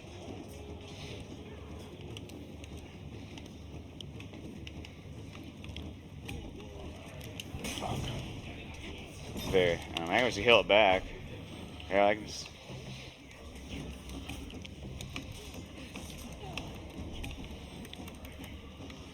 Nice, Nikki. Good shit. Thank you. I'll go back on the commander now. Okay, I'll come help. Do you want me to help with the commander? Yeah, sure. Okay. Oh, fuck. Oh my god, I ate the officer attack, dude. Dude, that was confirmed. I couldn't do it. So, 13 tickets left on the clock. Commander now down to about half vigor, half HP. And the rest of Gormless now have a bit of a choice. Do they want to continue pushing for the ramparts? They only have a partial capture on it. Or do they want to seize the ballista or just straight into mid? Because right now they're having a big old fustercluck in the mid. And it's going okay. The smoke bomb's not being nice to them because you Havok. Lolichul is doing a grand old job also defending this. But the ballista here, you guys were shown a bit of an excerpt, but the view from that ballista is all-encompassing. There's only like 2 tiny sections of the map, plus the commander himself, who's naturally blocked by default and breach maps from that ballista. That ballista is even better than the one on point 1 on Store Stronghold, and that's saying something. It's absolutely god tier, and you can see Daddy Law trying to utilize it. But once again, the attacking team, if you notice, Gormless got wiped again as a team. The tickets are being drained at such speedy. I think it's actually okay though, Vivid, because look at the health. We're down to basically a third, and they've got 9 shots left. Feet-wise, I'm scanning my all-encompassing view. I'm seeing a good couple of feet up. Anti-gank feet going to be used here. Going to rain hellfire from the sky. Going to make the Adeptus Astartes proud of the drop pods. Crack, unfortunately, gets mullied, unfortunately, and Skorbrand going to be finishing off his competitive counterparts. And that's going to be a couple more tickets drained from the bank, or 1 more ticket, I should say. Potentially another if Havok does not get out alive here. Havok and Nikki both on critical health here. Havok, I don't know where you're going to go, buddy.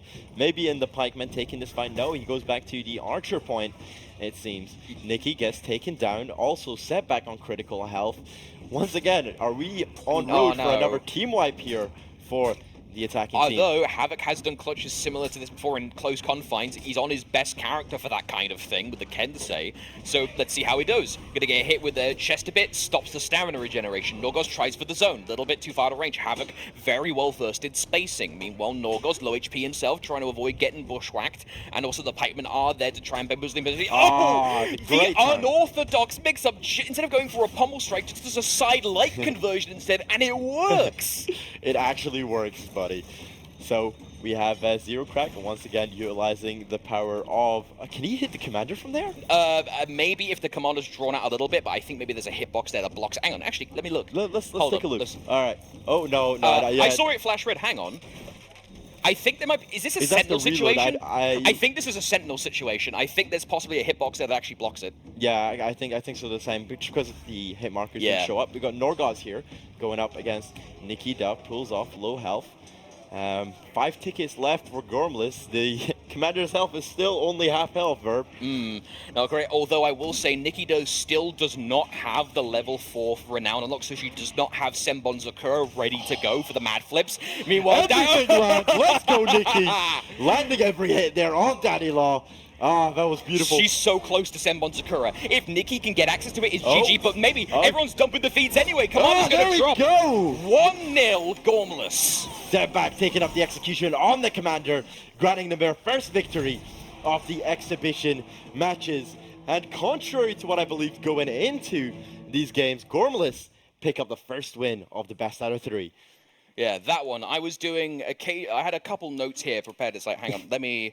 let's browse through the notes. Let me have a look at my notes. Bits on the maps. Why freeze is a bad thing for the community. Sorry, that was my Reddit post. But here we are. So I will mention initially there was some big defensive plays on that first section. A lot of tickets ended up getting drained, but it felt like Gormless kind of snapped up, woke up in that second section. You saw they were just bombing it right down mid. And after that, then things got precarious again. It feels like, at least with the way the first and third sections are set up as fight clubs, their composition helped out a little bit more, with them having like this, the Hitokiri for a lot of big damage control. Plus, you've got Setback doing the clutch shields, which can go through walls. Havok was able to control mid with his Kente as much as he could. And all of that combined into one holistic package helps. However, in the second zone that we saw, then 3 Reds, 1 Ebby side to help out a little bit more themselves. You know, Daddy Law on the Lawbringer, that was a big help. 1 parry is basically just Lamau. You don't get to play the video game anymore and get impaled into a wall. So as we go into the next map, and I would imagine the side swap round, that maybe we'll see some comp swaps. At the very minimum, someone's going to be swapping off the Jiang Hu, as is tradition here on these streams. But going into the next section, will we see some more character swaps? We were hoping to see a switch on Django, but the captains will still be playing them. Do have Zero Crack still on the Django, and we also have Skorbrand on the Scam character. Before we jump into this game, I'd like to remind our beautiful viewers at home to make sure to link their Twitch times with their Uplay accounts if they want to have a chance to win that 100k steal. And also, you get scavenger crates for just watching, baby. Make use of it. I know we're contractually obligated to mention the Twitch drops. You didn't have to mention that part. I hate it because the Twitch chat gets ruined every single time. Anytime someone mentions Twitch drops, it's just exclamation mark prize. It's just spam everywhere. It's horrendous. It ruins my viewing experience. Unless they have macroed exclamation mark prize to link their Twitch accounts to their Uplay accounts, that will not be working. But we're hopping into the second game, as you said, side swap, Gormless with 1 win to their names. We will be starting off at the view of Daddy Law as he takes his team as the attackers on a beautifully night map, a chunk pass in the night. What is it with you in these night maps? The day map looks better. It looks like Helm's Deep, basically. Any castle that is nighttime and is a bit of rain, to me, is Helm's Deep, okay? I can sort of understand why you're excited about that. But moving in, we're going to be seeing Daddy Law, and I'm going to be rocking out on the Jiang Jun. I am seeing a distinct lack of benefaction. That makes me very angry. I'm like literally the only member of this community who actually reps that bloody feat. And meanwhile, Zero Crack actually not opting to swap off. He's going to be staying on the Jiang Hu instead. They're basically doing the same maneuver, but this time as a defender, sending Setback and Zero Crack to protect the Archer point, knowing how valuable the Archer point is at the start of the game. Skorbrand and Daddy Law teaming up against this duo. The Zero Back. I love that esports thing. They sit in the booth. That's great. It's like what is it? Back in the day, Zilvercroys and McGuire sat in the Copacabana thing when they're watching the streams. I love those. Like, shout out to everyone with the production overlays. Those are I always love those for streams. Although, if we're talking nice plays and nice production, producing some wins here will be 3 Reds, 1 Ebby. Daddy Law successfully able to gain purchase on the first rampart, and meanwhile the ram is still moving at a decent tick. That was an incredible play for them to be able to capture the first point so early on in the game here. Norgoz playing the Raider, which will be some interesting changes. Hopefully we can touch upon maybe one of them, but we'll wait until Norgoz uses it. Yeah, it's a fair point. Let's just say one of the old bugbears has all of a sudden been excommunicated from the game, we'll put it that way. Order 66 has been used on that bad boy. Yeah, setback, gonna get the flip. Successfully done. Skorbrand trying to harass. Meanwhile, Zerocrack coming in to help out his buddy. Skorbrand bites the dust, and now Daddy Law may end up following suit. Does have the pikeman support, however. Good use of the zone. Gets put out of stamina. Howdy has revenge. No! It came up, but he's using Bash. Black Prior Bash does have a small revenge lock on it, and that's the only reason why he died. You know what? We need to take a listen to Gormless as they retake point 1 just before it got captured by the attacking team. Please take care of Lolly, because she is hard for me. Yeah, that's fine. She's dead. Thank you. No, minions, fuck, no. Norgoz is like... He's almost dead. Oh, nice. Fucking got him. Just as he got his revenge. I know. What the? Oh. Do you need to heal? Yeah, go heal. It's fine.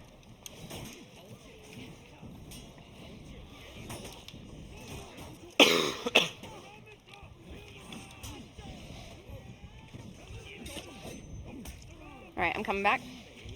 Oh, I thought your bush was going. Yeah, so did I. Oh, good job. Lolly's dead. Very nice. I cannot beat Mr. Lolly. Fryer. My depends on it. Good job, Nikki. I res. Once again, Lolichul getting some respect there. Once again, popping off, but this time going to be hanging out on the Raider. But meanwhile, Setback going to try and clean up where possible to get the defense clean enough to where they can keep holding the ram. Because NikkiDuh's strat most of today has been, I sit on cut, I kill minions. I'm loving the synergy between Havok and Nikki. You can see it here, and you can also hear it in the comms as they, you know, there's much respect between them. The Shaolin style mix up, just throw an indicator and do 400 milliseconds. I'm like, oh, hang on. No, NikkiDuh, dodges. Both out of stamina. Okay. The tusk there comes out. The fiery tusk.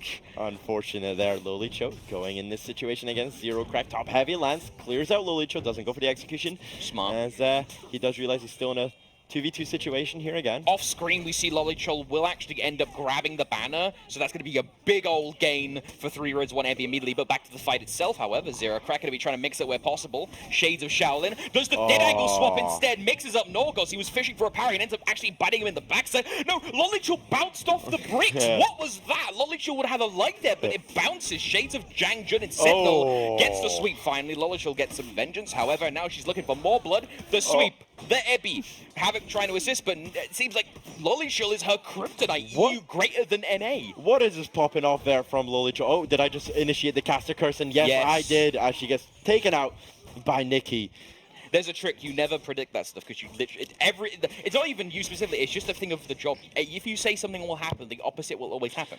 And interesting enough, where we get to look at the Raider here, gets the parry, follows up with the side heavy, and the newly named Storming Tap. No longer the stunning tap. You'll see why it's renamed like that in the patch notes later, but I imagine people are going to be slightly happy about that one. But back to the game itself, Zerocrack going to be deciding where it wants to be. Ramparts are being captured only by the minions. It's not a double speed, only single speed, so it's only minions capturing that, and that will be done successfully. That's going to give them a little bit more room. NikkiDuh is, I can respect trying to stay, you know, I sit on ram, I Ebby on red, but Hitakiri does sometimes struggle with that if you can't get heal on block. Of course, this being, you know, a for-fun tournament, heal on block is allowed. And heal on block hasn't had any changes from what I understand in this build. So that means heal on block is still completely stupid. So heal on block can be used, but of course, unfortunately, Nikki doesn't have enough renown to use the thing. So right now, going for mid may not be her best option. Setback pulls back from that fight after having some incredibly low health. Daddy Law on the JJ here. It feels strange not seeing Daddy Law on anything but the Lawbringer. Feels strange not seeing Benefaction or Jang Jun. Yes, I will always parade that feat. There you go. JJ gets taken down. Setback once again in critical health. Tries to see where he can go to get health. But you saw the attacking team have captured both of the Archer points. Norgoz going up against NikkiDuh with assist from Skorbrand. Will he potentially be part of Skor and the boys? Picks up the execution there on Nikki. There we are. Although Ram is looking at a little precarious. I mean, we're 1/3 HP, maybe slightly more than 1/3 HP down, and tickets are acceptable. We could call it that. You know, we're at 12 right now. That is as much focus has been placed on the Rampart so far in this match. The tickets are still the biggest thing that's going to be hamstringing teams in a map as close quarters as for a breach map as this. Norgoz gets parried there by Havok. Top heavy does land. Havok is in a bit of a finicky situation. Decides to back out. Does the zone. Tries to go for the Storm and Tap. Storm and Tap unsuccessful. Falls up with another Storm and Tap into the side light and finishes off Havok. Skorbrand comes to assist against NikkiDuh. Set back just there at the back. Daddy Law holding this Cauldron point. Gets the revive on Lolichul. And the attacking team seems to be doing a complete madness on the Archer lane. However, Archer lane is only going to be so important. They need to keep this Ram safe. Although Setback tries to go for something. Actually, he was brave. He tried to go for an interrupt on Norgoz's interrupt on Norgoz. However, Norgoz actually shades of Oakenwolf going with the raw mix-ups anyway. A matchmaking Raider for the win. Ends up getting the kill. Great job there. I wonder if people noticed what was different about the Storming Tap there after Norgoz landed 2 of them in a row. Havok using the Cauldron's potential on the Ram. Ram will be half health after that bad boy lands. Even though this, with the changes we'll be seeing later to Raider, I'm still going to get decked either way in matchmaking. I'm going to go in the matchmaking and run into like Oakenwolf or O-Meister or like any of the big matchmaking Raiders, and it's still going to deck me either way. So I'm not too concerned with Raider, let's put it that way. The major Bob Skorbrand in a 1v1 situation against a fully health Zero Crack. Not so much anymore. Nice superior block into the light there. I like the use of just using that instead of going for the bash initially. He knows he just takes the simple basic. No more of that mix-up, no more. He just goes for the tusk instantly. Lolichul tries to come in for the support. Zero Crack holding his own here, gets the parry into that top heavy. Still healing on the point, fighting at the edge of the ring to try and still get the healing on the point. Lolichul nearly at the health deficit here, tries to go for the dead angle zone, unsuccessful. No, this is horrendous. Norgoz gets taken out. Parry into the top light. He is popping up another parry. The top heavy lands and Zero Crack in that 1v3 situation. Let's take a listen into Gormless.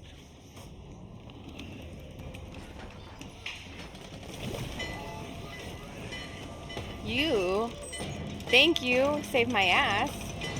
Of course he wants me because I'm on fire.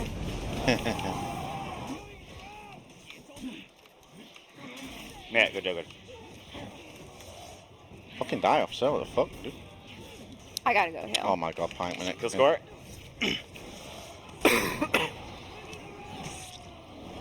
Ah, you! Gonna get another I got killed on the hot health. soup shortly. Nobody's coming up here at all, man. Good.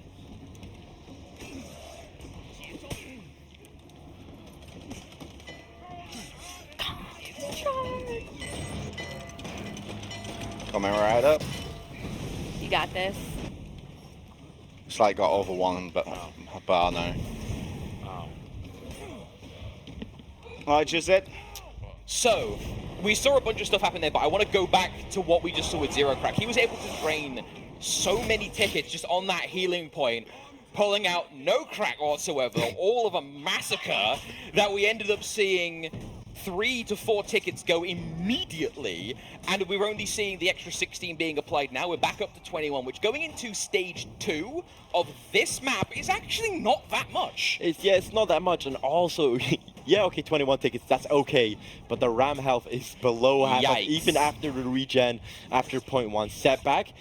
Manages to turn this fight around, picks up Norgoz, and into the bulwark stance for that healing he goes. Parry. He missed the parry attempt. Unfortunate, although we're going to see the Cheating Rose be deployed. Big hits. Zero Crack tried to go for a 1-2 punch. Daddy Law, very low HP. Indicator ganks. Going to get the parry. Zero Crack. What the? Did he throw the... He was a bit too late on the tusk there. Yeah, did he? I think that got body blocked by a minion. Shades of someone last stream throwing the Zealot's throw with you're going to get body blocked by a captain. No, you that's, that's PTSD. No. We don't talk about that moment anymore. That was horrendous though. See the body block the hammer, that was like shades of that. However, now we're getting into stage 2 properly. Controlling this mid is going to be the most important thing for 3 Reds 1 Ebby. They still have possession for a couple fantastic mid clearers, although their main ones right now either coming out of spawn or currently occupied in the fight. Skorbrand is taking a nice opportunity to grab shield instead because that is right near the ballista. Like I said, this entire map is situated on flat ground with 2 side columns all the way through that are basically fight clubs. Yeah, it's basically a breach match, breach map, but on adrenaline. It's especially nice to see the variety that we have in the breach match. Of course, the breach match is very set in its rule set, and you would have expected the maps not to be that varied, but with each map we see a completely different way to play these maps. And this one, I feel like it's balls to the wall, full adrenaline. You're on 6th gear. I will talk about that. Oh, never mind. Setback being the party spoiler he is. Ends up killing Norgoz by Oathbreaker his revenge. Crack is going to end up burning to death. That's unfortunately not lit, as the kids would say. Setback going to get the GB successfully. Daddy Law going to start arguing back and forth about who is in fact the older man on the team. Setback unfortunately gets clipped. GB, however, Jang Jun having that dash heavy, use it too much, is rather vulnerable on the early stages. Tries to go top heavy, unsuccessful. Daddy Law out of stamina. Bulwark starts into the heavy. Grants him the kill, and the execution. Skorbrand comes out of nowhere, and he gets the red effect execution. Oh, look at that. Look at that execute. Elegant. Picks him up from the foot and just drops him by the sword. Intimate. The flow. Yeah. It's what you were saying before all that kicked off. So, Store Stronghold, what we looked at last time. Yes. It basically takes you a small expensed business trip to get to anywhere you want. You'll be back in 2 to 3 business days. Yeah, if you see the ballista, it's like, all right, guys, someone order me some food, I'm getting an Uber for the ballista. Here, everything is way more shorter. It's basically, you like to say breach on adrenaline, I like to say breach a bridge. We're seeing here in the mid, they were just fighting on some of the outer peripheries, and we're immediately into a giant team fight in the mid. I'm really interested to see what the community thinks of this sort of, a bridge-style map. Let's use your phrasing for it this time. We have Zero Crack. Banner's up. Hang on, I just saw on the radar there. Daddy Law has banner. That's important. Of course, Daddy Law is the one to have this banner. Zero Crack trying to intercept, knowing that the Ram is probably their best objective win case here. Daddy Law proc stamina against Nikki does setback, just trying to use the shield bash to get him away. Oh, got to be a little bit wary here, however. Daddy Law will successfully be able to survive that with the help of his teammates. And now in comes the rest of the army. 3 versus 1. Daddy Law defending this flag like hit with his flask full of mead. Gonna be trying to do what he can. Dodges round successfully. Avoids the attacks with the invulnerability frames of all things. And now Setback and Havok looking for the 2v1 optimal. There we go. A simple but extremely effective guard break gank setup. That was very well played from them. Setback incredibly low health. Norgoz picks up the kill with that simple sight light, going to pick up the banner, hopefully deposit it, and it is looking like 3 Reds and 1 Heavy are back in the game. Well, and it's bloody good timing that they got it. 1/4 HP remains on the Ram, so that overshield might actually be enough for them to at least get through to Commander stage. However, NikkiDuh may have something to say about that. This Ram has basically been her only objective this entire time. Yeah, they really need to be focusing on probably getting the Archer lane straight to the Cauldron, because they cannot be taking too many Cauldron hits on this pretty depleted Ram. Yeah, like we're seeing both many of the different owned ones. Currently, the Cauldron itself is now being contested by 3 Reds, 1 Ebby, which means they have the rest of the Archer lanes in their possession. So now it's a case of controlling the Cauldron, and more importantly, getting this annoying axe-wielding woman out of the mid lane where possible, and trying to get the Ram push as quickly and as hastily as they can. Daddy Law putting down quite the performance here on the JJ. Gets the full out of stamina punish, takes out Nikki, and is looking to clear out the minions on the Ram. Yeah, it's like, one thing I am looking forward to with Breach, is if the maps start getting picked up a little bit more into competitive potentially. Some of the I was talking with Neunto a little while ago in For Glory. So the rule sets, of course, do need a little tweaking because technically there isn't actually a win condition for a draw yet. But once that gets hashed out, I am so looking forward to doing more commentary on this stuff because this is like the second chance I've ever had to do commentary on Breach, and I'm loving it so far. It's an incredible game mode to commentate. There's always something going on the map. Although Lolichul going to have to worry about her own demise. The friendship banner will be deployed. You saw a Silence's shield used there by Setback to cover his fellow teammate on Gormless. Ram has now had its overshield fully stripped off.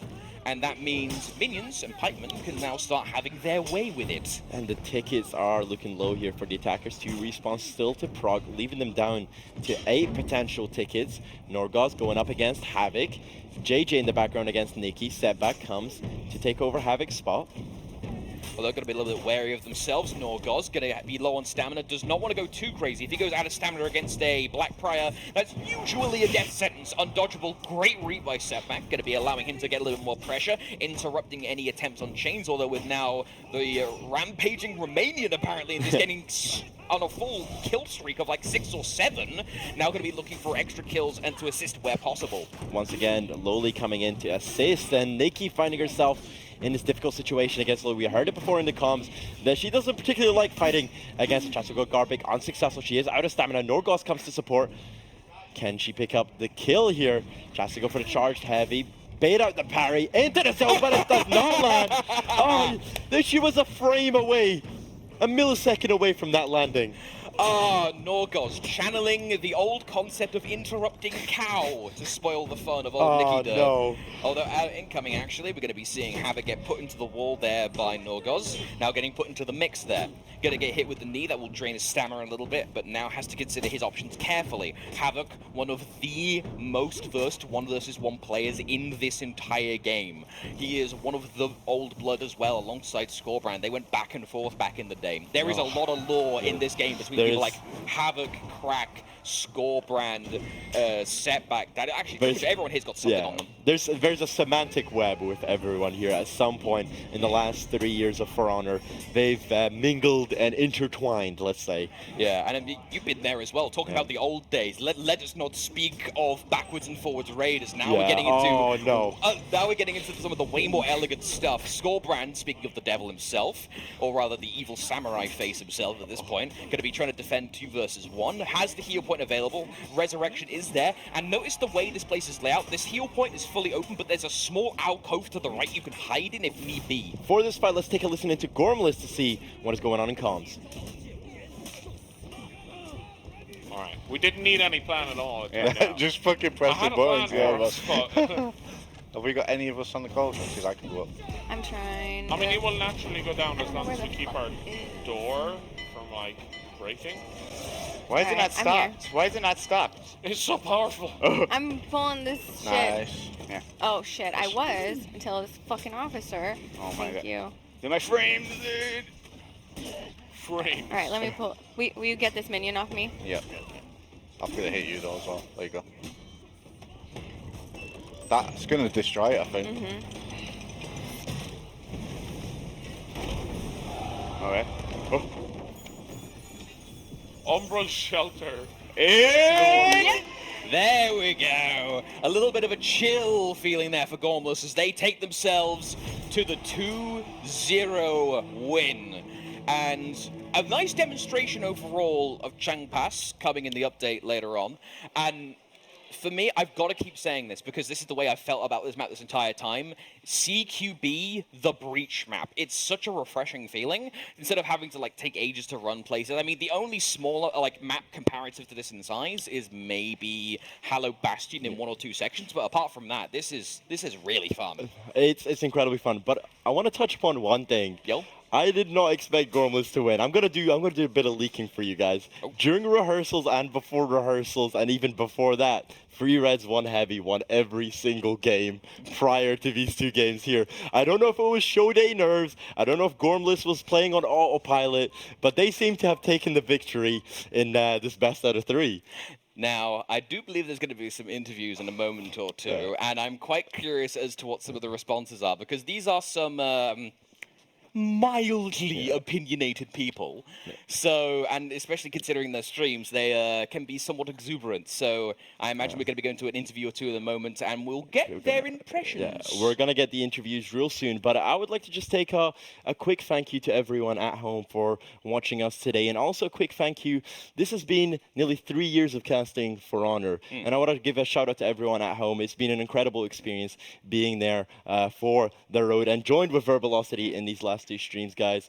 Is there any shout outs that you want to give out to? I just want to thank everyone for watching, for attending tournaments. We sincerely appreciate it, and it's the only reason I'm here. Thanks to all the production. You guys are bloody monsters. Killing it, always, every year. Everyone restreaming this right now. I'm going to be going back through VODs and see people's reactions.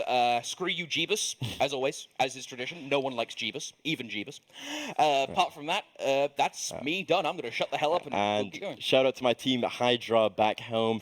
But guys, it's been myself, Vivid Naj, joined with Verbalocity for the last season of Year 3, guys. We'll be joined with Mike soon, where he'll be conducting the losers interview. Commiserations.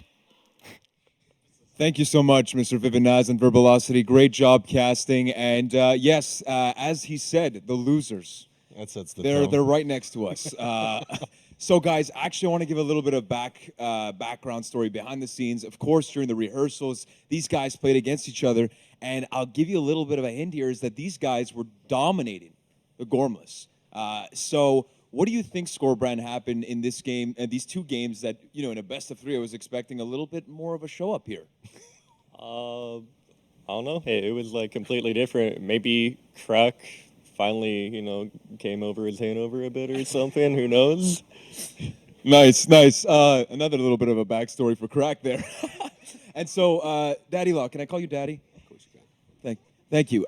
So, Daddy, as the leader, where do you think your team went wrong? Well, son, sorry about that. It's more so that we didn't really have any gank ability in the team.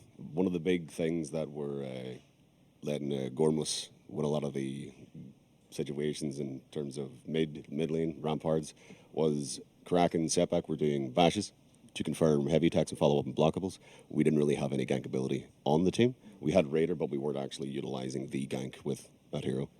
Also, I was not keeping track of the banner times or anything. I lost it. Well, listen. It happens, and I think that, you know, if people saw the other games, there's a lot of competition here. So let's check up on Big Mike with Lolichul and Norgoz and their performance. Yes. So, Lolichul.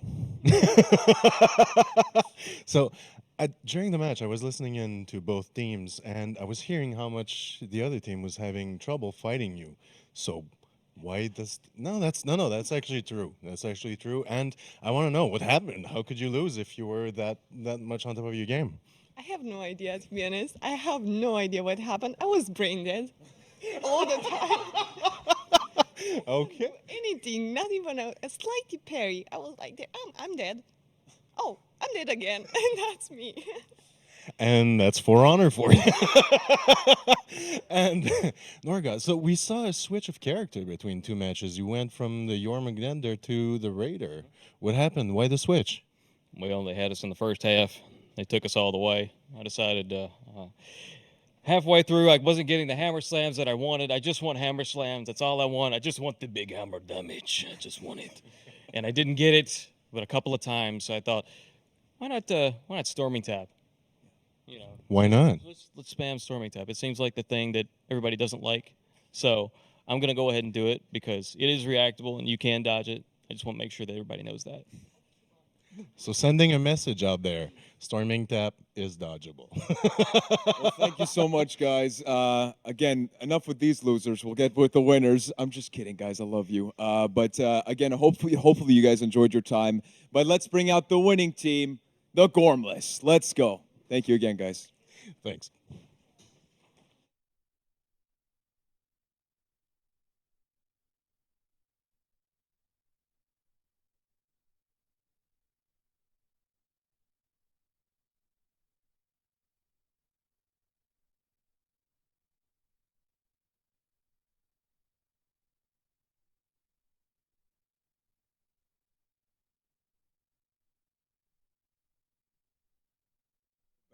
with the winning team. So two very different emotions. And you know what I mean? The Gormless coming in, I did not have high expectations because first and foremost, their leader was Zero Crack.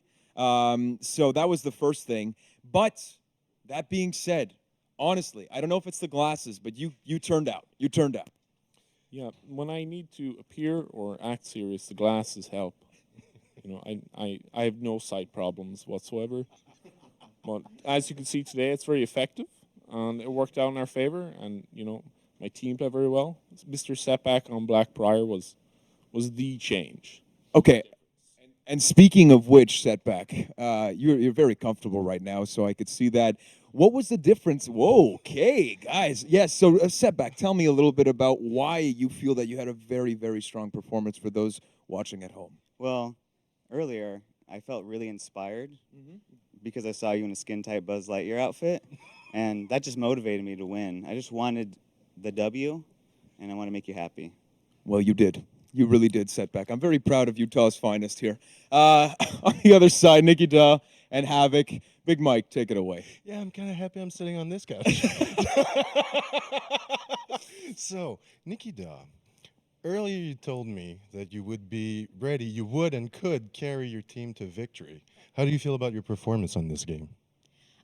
I mean, I wasn't the strongest, obviously, but I take direction pretty well, and I feel like everyone on the team was really good at telling me where they needed me and what was going on, so I just did my part. Well, it goes to show that you can't win without good support, so good job. And Havok, I think we saw a switch of character for you two, right?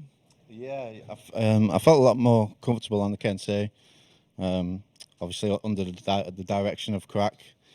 He thought that was a better pick for me, so because I don't really play Breach much, I'm more of a duelist, so I'm just lucky I had good teammates to guide me. Yeah, and to take you all the way to the win. Congratulations, guys.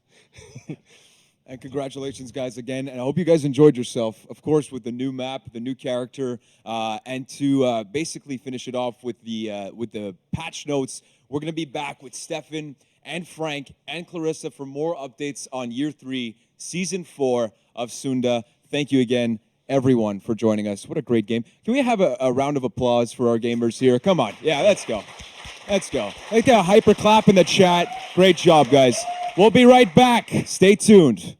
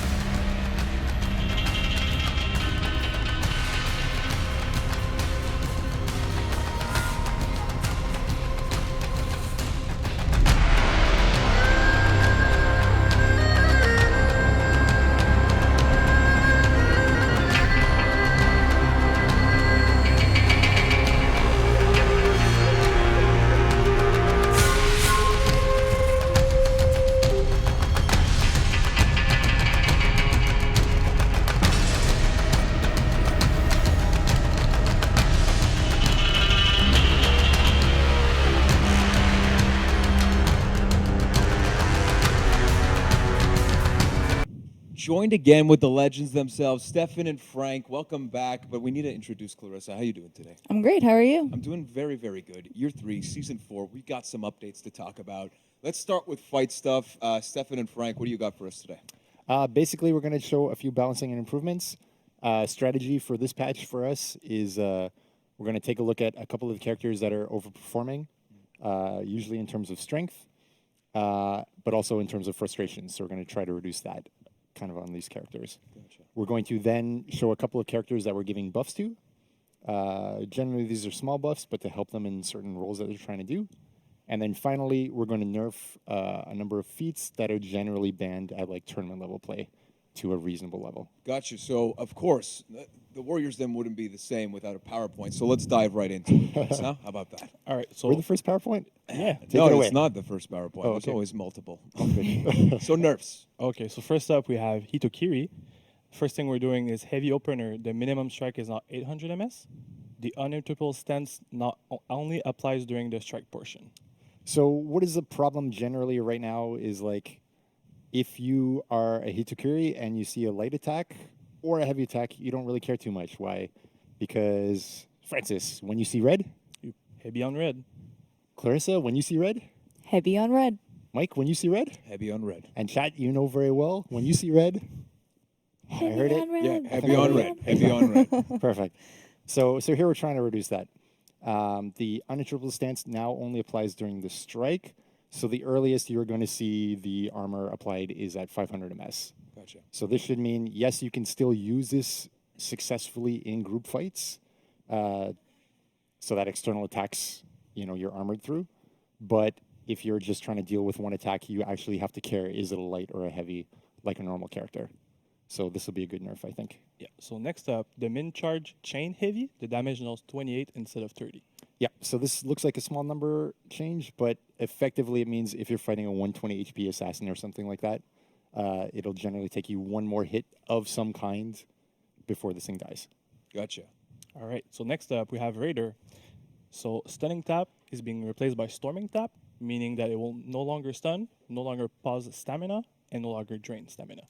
Exactly. So what we want to do with Raider's stunning tap, aka storming tap now, is to retain how successful it is at actually hitting an opponent, but reduce quite a bit the frustration of being hit by it.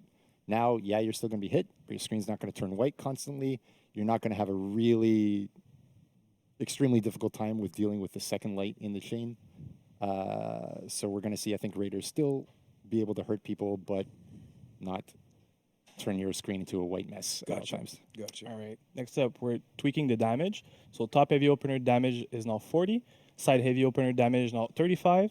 Top heavy finisher damage is now 45. And the Raider Fury is now 44 damage. Yep. So generally, I think we can see a lot of these heavies had kind of overtuned damage. So we're trying to bring that a bit more in line with the values that we think should be in this this kind of attack. Okay. Next up, Blackfire and Yoramander. The light into melee. The light attack opener recoveries now branch to Tenebrous Rising or Jotun Farewell at 266 ms. Exactly. So the double nerf at once. Basically, what's happening is if these characters throw a light at you and you do a very late stance change and you still get hit by the light, then their melee is going to hit you 100% on live.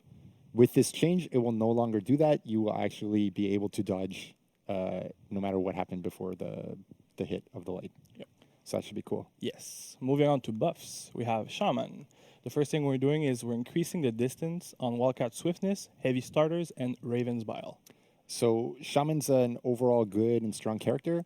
The problem majorly that she's got is like she wants to open with a heavy or heavy cancel into Raven's Bile. Problem is if the opponent is backwalking and trying to space them out, there's really not a lot that she can do other than just go for bash stuff. So here we want to kind of expand our options a little bit into what we're expecting to see. Understood. All right, so Raven's Bile and Claw. The side Raven Bile and Claw speed is now 466, but the top one remains at 400. Yep, so we haven't touched the top one. It's still the better one. We've just slightly increased the side cancels so that they're a little more usable. Yep. And lastly, the zone attack, the third and fourth hit are considered heavy attacks. Yes, so the change is that previously zone attack, if you parried the first or second hit, it was always a heavy parry punish. And before, the third and fourth were actually light parry punishes. Here we want it to always be zone attack is heavy parry punish, but of course the dagger cancels that could come out instead of the third and fourth hit are still lights as normal. Yeah. So we have Warlord coming up. So we're tweaking the heavy finisher's recovery overall. So the miss is now 800 ms. The miss now gets block defense back at 500 ms. The hit is now 700 ms. The normal block is now 700 ms as well. Interrupt block is now 800 ms. Exactly. So we've been giving Warlord a number of adjustments over the past couple of patches. The previous one that was in testing ground and then went live in the previous patch did a very similar thing with the light finishers, in that the recovery was fairly short. If the Warlord hits or blocks with the light finisher, the Warlord is frame advantaged. Here we're trying to do the exact same thing with the heavy. And this gives two benefits. One, in a group fight, you can end up back to neutral and able to block a bit more safely. So you're a bit more able to, in group fights, throw attacks out. And finally, in group fights or one-on-ones, you end up frame advantage even if the opponent blocks or hits with your, if you have your heavy finisher blocked or hit. Which is great, because that means you can start up your offense again first, whether it's light or whether it's headbutt mix-up, or stay in neutral to try to block group fight stuff. Okay, so lastly we have Orochi. So we are increasing the speed of his sprint, and we're also tweaking Crashing Wave, which is a sprint heavy. The strike is now 600 ms, and it has increased distance. Perfect. So Orochi's, one of the problems that Orochi faces is if an opponent tries to disengage or run away, Orochi has a difficult time chasing them down, and even when you get close, you've got a super long Crashing Wave that you have to throw. So this is kind of reduced, with a bit more ability to actually hunt down and kill opponents who are weak. All right. We're moving on to feats. First thing we're doing is heal on block, no longer triggered by soldiers or allies. Yes, so heal on block, we'll see a couple of feats that are like banned in tournament play. This is one of them for being too strong. Basically what happens is Conqueror or Hitakiri use this feat to sit in mid and block minions over and over again. And no matter how much damage you do to them, basically they're going to out-heal you just by sitting in the lane. So we don't like that. We'd rather you'd have to actually block incoming attacks from heroes. And right now, that's the only way that you're going to get it. No longer soldiers, no longer allies. Okay. All right. So next up, we're changing Morale Booster and Battle Cry. So the attack buff for Morale Booster is now 30%. Duration is 20 seconds. And Battle Cry is 25%. And the same duration of 20 seconds. Morale Booster right now is another banned tournament level feat. Map-wide, 50% attack buff for 30 seconds meant suddenly all kinds of attacks were doing a ton of damage, and there wasn't a lot you could do in terms of counterplay. So we bring down how long it lasts and how much it does. Same thing happens with Battle Cry. While it's a smaller effect, basically it's a mini kind of ish version of Morale Booster. So as Morale Booster comes down, Battle Cry has to come down as well. Yeah. All right, so for Scout and Mark for that, the defense debuff is now 15%. Duration is also 20 seconds. The defense debuff for Mark for that is also 15%, and the duration is 20 seconds as well. Exactly. And in this case, it's like these are, well, Scout is the other tournament banned one right now, and the defense is the same as the attack from the other perspective. Basically, what you could have seen with Morale Booster and Scout is suddenly like 90 damage heavies if both are applied at once, which is way too much because you melt in one, maybe two hits. By nerfing all of these, we should see a bit more reasonable state across this thing, and hopefully they will end up unbanned in tournament level play. Cool. Awesome. We have one more here. One more. So Hitokiri's tier 4 feat, the cooldown is now 135 seconds instead of 90 seconds. Perfect. No one's attempting to say this word. No. No? Okay. No. But the tier 4 feat was just happening a bit too often. Now it's going to be happening about 50% less often based on that feat cooldown nerf. And this should be good kind of across the board. Gotcha. And I'm going to say it. Senbon Zakura.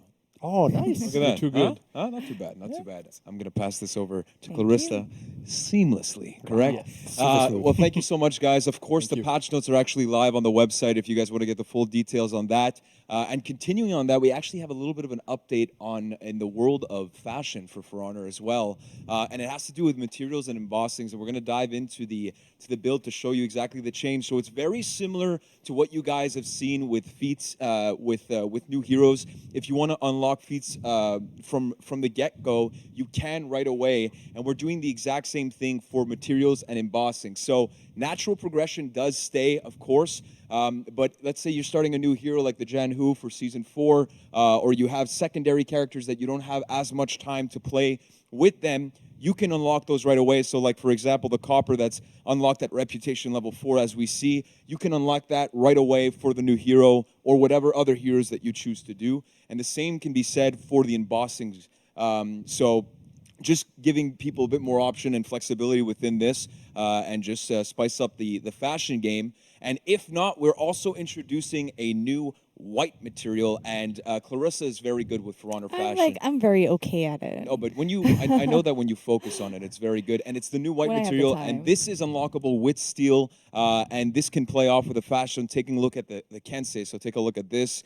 Very nice, and with the embossing changes as well, you can have that white knight feel. So this is the new material that we're also introducing with the embossing and materials change. So that's a little update in the world of fashion. But we also have some stuff to share when it has to do with spec mode. Isn't that right, Clarissa? That's correct. So let's get into it. So first things first, big thank you to those who participated in the stress test that happened at the beginning of October. Yes, thank you so much, guys. Yeah, that so it's helps us great. a ton. So. So a quick recap for those who don't know too much about spec mode. Basically, we announced it at E3, and we said that it was coming soon. Soon. Soon. Soon. So I Do we have a guess, prop for this? Do we have a prop for this? We do, actually. Well, let's take a look at Stefan. Huh? Aha, There we go. soon. The soon glasses back at it again. I love it. Oh, the red is there. There we go. But how soon is soon this time? We'll see. You got some update? We do. Oh, look at that. A Thanks slide. to everyone who participated and gave us feedback on the Spectator Mode feature and also participated in the Spectator Mode tournaments. We will be releasing the beta version for all players on all platforms starting on November 14th. And we do have some updates compared to what you guys have seen in the stress test and in the tournaments. So we have some updated features, some bug fixes, and of course, we will continue to improve the feature based on your community feedback. So we do listen and all that good stuff. Yep. But we will have a Warriors Den next week and the following week to talk more about the Spectator Mode. Yeah, exactly. So November 14th, I know Verbosity is really excited for that. Yeah, so for sure, that's for that. sure.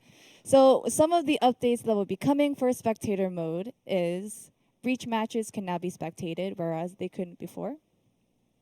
Player selection has been improved for both controller and also keyboard and mouse. Stance indicator is now visible when in player camera. So before, when you were viewing a specific player, you couldn't see their stance widget, so you don't know which side they're blocking. That was one of the biggest community feedbacks, but now you can in this feature. Matches now start in tactical camera. And spectators can watch the same player between rounds of duel instead of going back to the default one. So basically, you can choose whatever player you want, and it will start from that specific player instead of going to like tactical camera. Player outlines are hidden when user interface is hidden, whereas before, when you hide the UI, you can still see the player outlines, another community feedback that we got.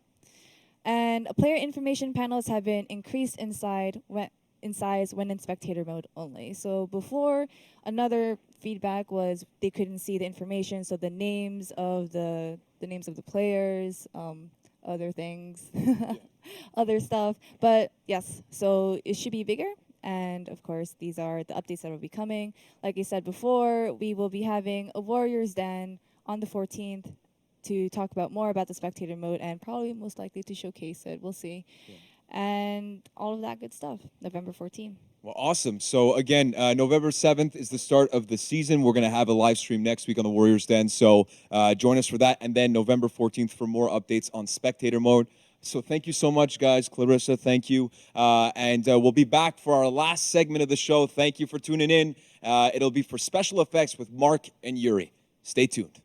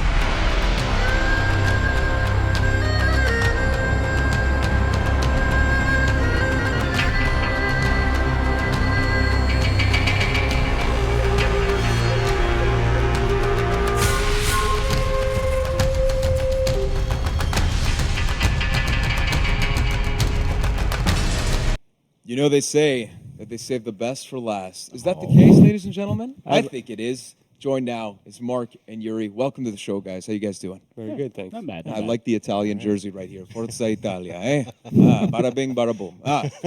So, guys, jokes aside and Italy aside, we wanted to do this special segment because we feel that it was super cool to take a look at how we did it last season with CGI trailers, with Helix, as well as some of the key arts. But we wanted to dive into what goes on in-game in terms of special effects, whether it be the images for the title menus and as well as the effects. So can you guys, for maybe those who haven't seen Mark and Yuri before, who are you guys and what do you guys do on For Honor? My name is Mark D'Amico. I'm lead VFX, and I'm part of the narrative team. I work with Elise and a bunch of other folks to do the in-game narrative stuff. Nice. And I'm Yuri, and I just do effects. Sweet. Yeah. Sweet. So before we get into it, of course, another PowerPoint because we can't do it without it. But in terms of special effects, can you dive us through a little bit of the process that you guys go through?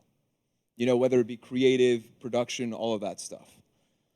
Yeah, sure. It's mostly a team collaborative effort. We do a lot of brainstorming at our desks. We try stuff in the engine, and we plug at it until we find things that we're happy with. But there's also a big team, which a lot of you have seen on this on the Warriors Den many times, and we work with everybody to try and get what we need in the game. And so, speaking of which, why don't we take a look at the examples that you guys have brought with you today? Starting with the first season, the Year of the Harbinger with Vortiger, and this was, I believe, for the Black Friars Riposte during the event. Can you take us through, maybe the process that you guys went through for this specific event? Yeah, sure. So this one was fun. It was more or less I guess it was the first one where we really got to do the menu stuff to the extent that we did. Started off with we knew the character, we knew we had the story for the character. We started plugging at some stuff for the main menu. A lot of it wasn't necessarily working the way we were hoping it would, but then we got to see those two images from the CGI trailer in kind of a private screening before it was released to the rest of the team, and there's a couple of shots in there that really brought home what we want to do. So which was, as you can see, the sword graveyard. So we came out of this and immediately started working on it. And honestly, I think the first or second try, we got hit home. So it worked well. Right on. And we can see at the bottom left a more technical image, let's say. In the menu images that you're working on, you're working in a very restrained area with an even tighter frame. Is there anything special that you have to do? Do you have to cheat to get the effects that you're looking for, or to use special techniques to end up with the effect that you're producing now? There's a lot of cheating that goes on in this. Actually. The field of view is also it's very very strong. So we have to play with a lot of scale. So you can see the swords in the final image. It looks like it goes back for miles and miles. But in fact, it's actually like just 5 meters back, and all we do is just scale them down very, very small. Forced perspective. It is a very forced perspective, and it's because it's the way the world is constructed. So. Right. And moving on to, I guess, season 2 of Year 3 with Sakura. Can you talk us through this process here? Yeah, this one was cool. So we had a lot of fun with the Vortiger main menu. So we got a little more bandwidth to kind of explore a little bit. Yuri and Mathieu, one of our other VFX artists, really went to town on this one, tried some really cool stuff. Explain it. Well, it's because right after we finished the Vortiger one, I wanted to jump ahead and do this one. I think this was about Christmas time. So I was in a very good mood, and I was just trying to be very... Just a jolly mood. Yeah, I was just trying to be a little bit proactive. So I tried to do like a white tree with a black background. And it's just like, I thought it was an iconic moment where like Mathieu just looks at it and goes, that's all wrong. And then he was like, it has to be a white background. It has to be a creepy tree. And then we just came up with this within a week, and we worked pretty hard on it. Very happy. That's awesome. And the wireframe at the top right, I'm assuming that's within the engine itself? Yeah. Yeah, nice. And then finally, and this one I'm really excited to get your description about this process because this was extremely unique. Not that the other ones weren't as great, it's just very different from what you would usually see in For Honor. Can you explain the most recent event with the Jormungandr, the Wrath of the Jormungandr, and take us through that process? Yeah, so this one was fun. Just like this Sakura event, we got a little more bandwidth than prior. Actually, a lot more with this one. So, you know, we knew the event again. We wanted to have elements that were recognizable in Thor lore, but not necessarily Thor lore. So we started talking about how we're going to break this apart. We had some direction from our art director. He wanted sort of a feeling of what the map looks like. And we tried it. It didn't super work out that well because the water and like Yuri was mentioning, the zone is not very big that we have to play with in there. So the water and lighting didn't look that awesome. So we were like, okay, I think it was a Friday or something. So we stopped working. Fridays, by the way. We stopped working on it. We're like, you know what? Let's think about it over the weekend, and we'll come back and we'll try some more stuff on Monday. So I think it was like pouring rain that weekend. So I just decided I was gonna browse Pinterest and get some inspiration, which you see up in the top corner there. Right. I think it was that D&D dragon themed that really, for me, really said a lot. Like, I was like, oh man, that would be really cool to have this kind of illustrated look, especially considering the last event. The illustrated feeling really added a lot and a different feel that we usually feel in our game. So we said, okay, that's it. I came to work on Monday. We're like, I shared it with Mathieu and Yuri. Yuri and Mathieu started creating this kind of texture for the water and stuff. Yuri grabbed it, made it 1,000 times better, put it in the engine. We saw the waving water, and we're like, that's it. This is exactly what we want. Nice. So the inspiration was really like sort of theater, puppet theater type idea with cardboard cutouts and stuff like the clouds.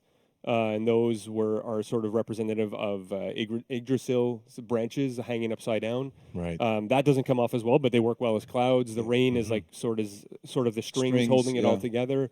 Yuri made those amazing cardboard cutout mountains. It was like this just came together super nicely. And then he put together that amazing animation of Jormungandr. Yeah, it's absolutely beautiful. And what I'm seeing also is that through the wireframe is that there's a lot more elements than the last two. Is that you have like these layers and layers and layers to create the final image. How difficult was it to kind of piece this all together, Yuri? This was the hardest one by far. Yeah, there's a lot of moving parts.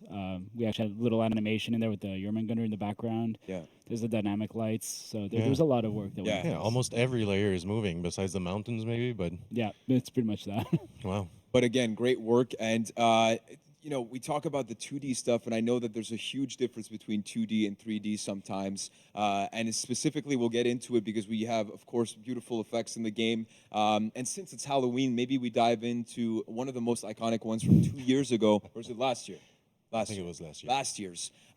So visual effects on the characters, how does that differ from the 2D stuff?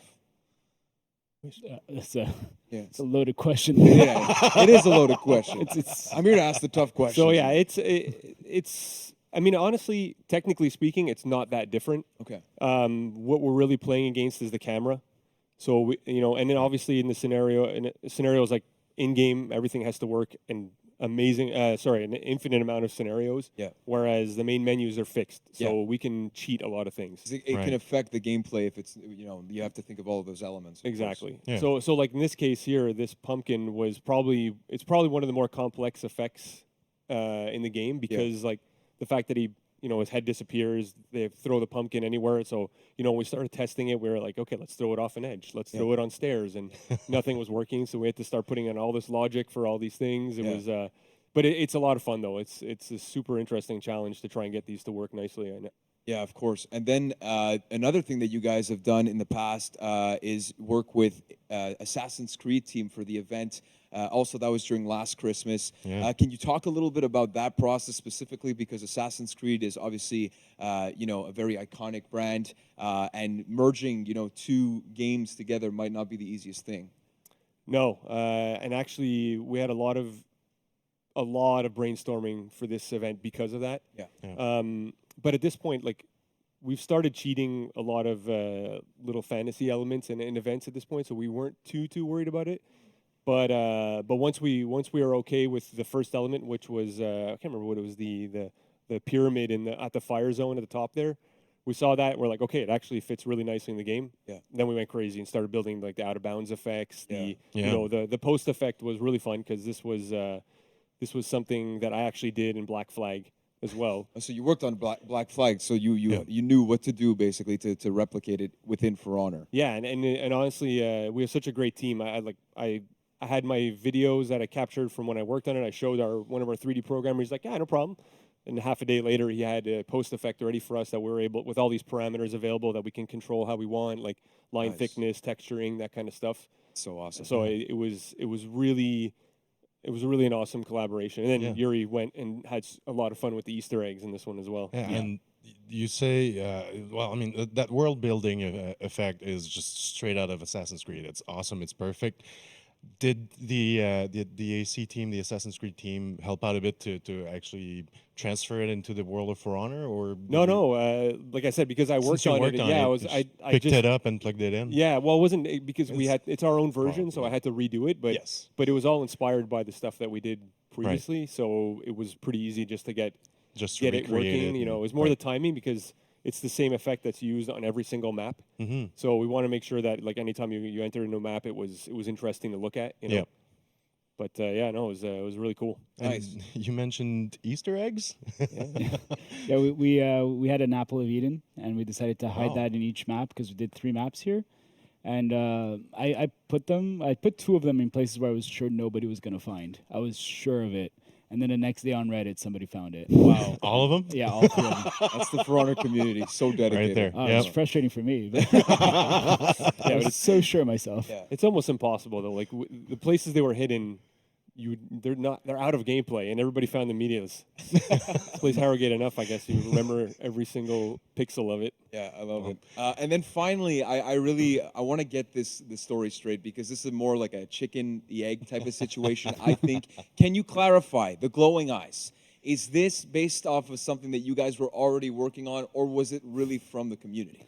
It's honestly it's both because like the community has all those memes and it's super out there. Yeah. We've seen it. Yes. But it's also we know how cool it looks to have glowing eyes. Yeah. Everybody has that little fantasy in the game to have like badass glowing eyes like that. Yeah. So we always wanted to do it, and the moment that meme started getting some popularity, we're like, this is the time. This is the time to shine. The time is now.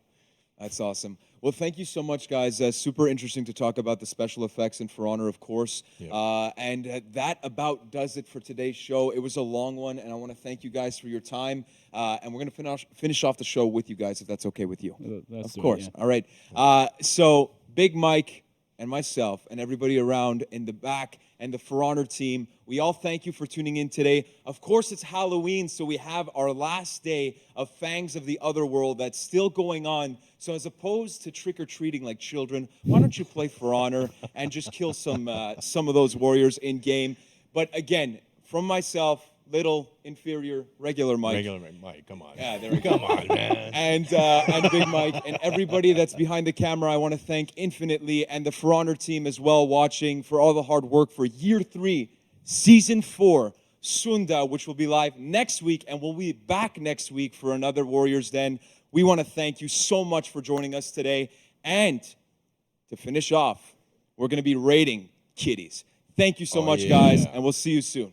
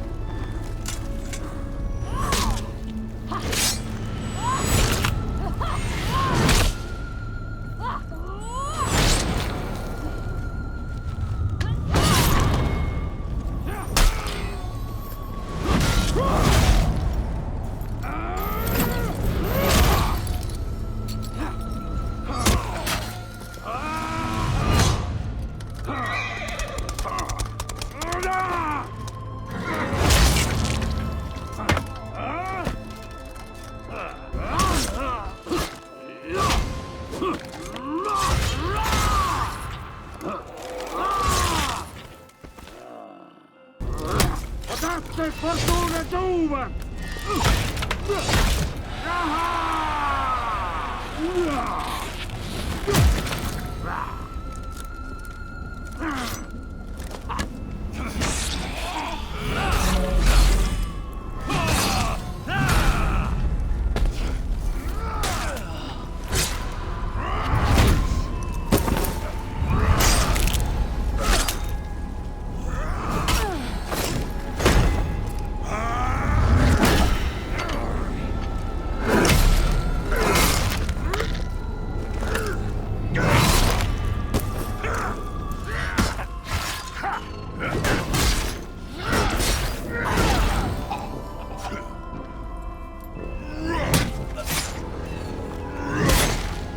Ender skal vinna!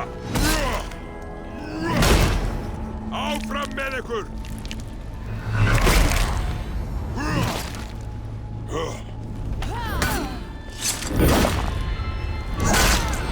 Hér býður því bara dauði!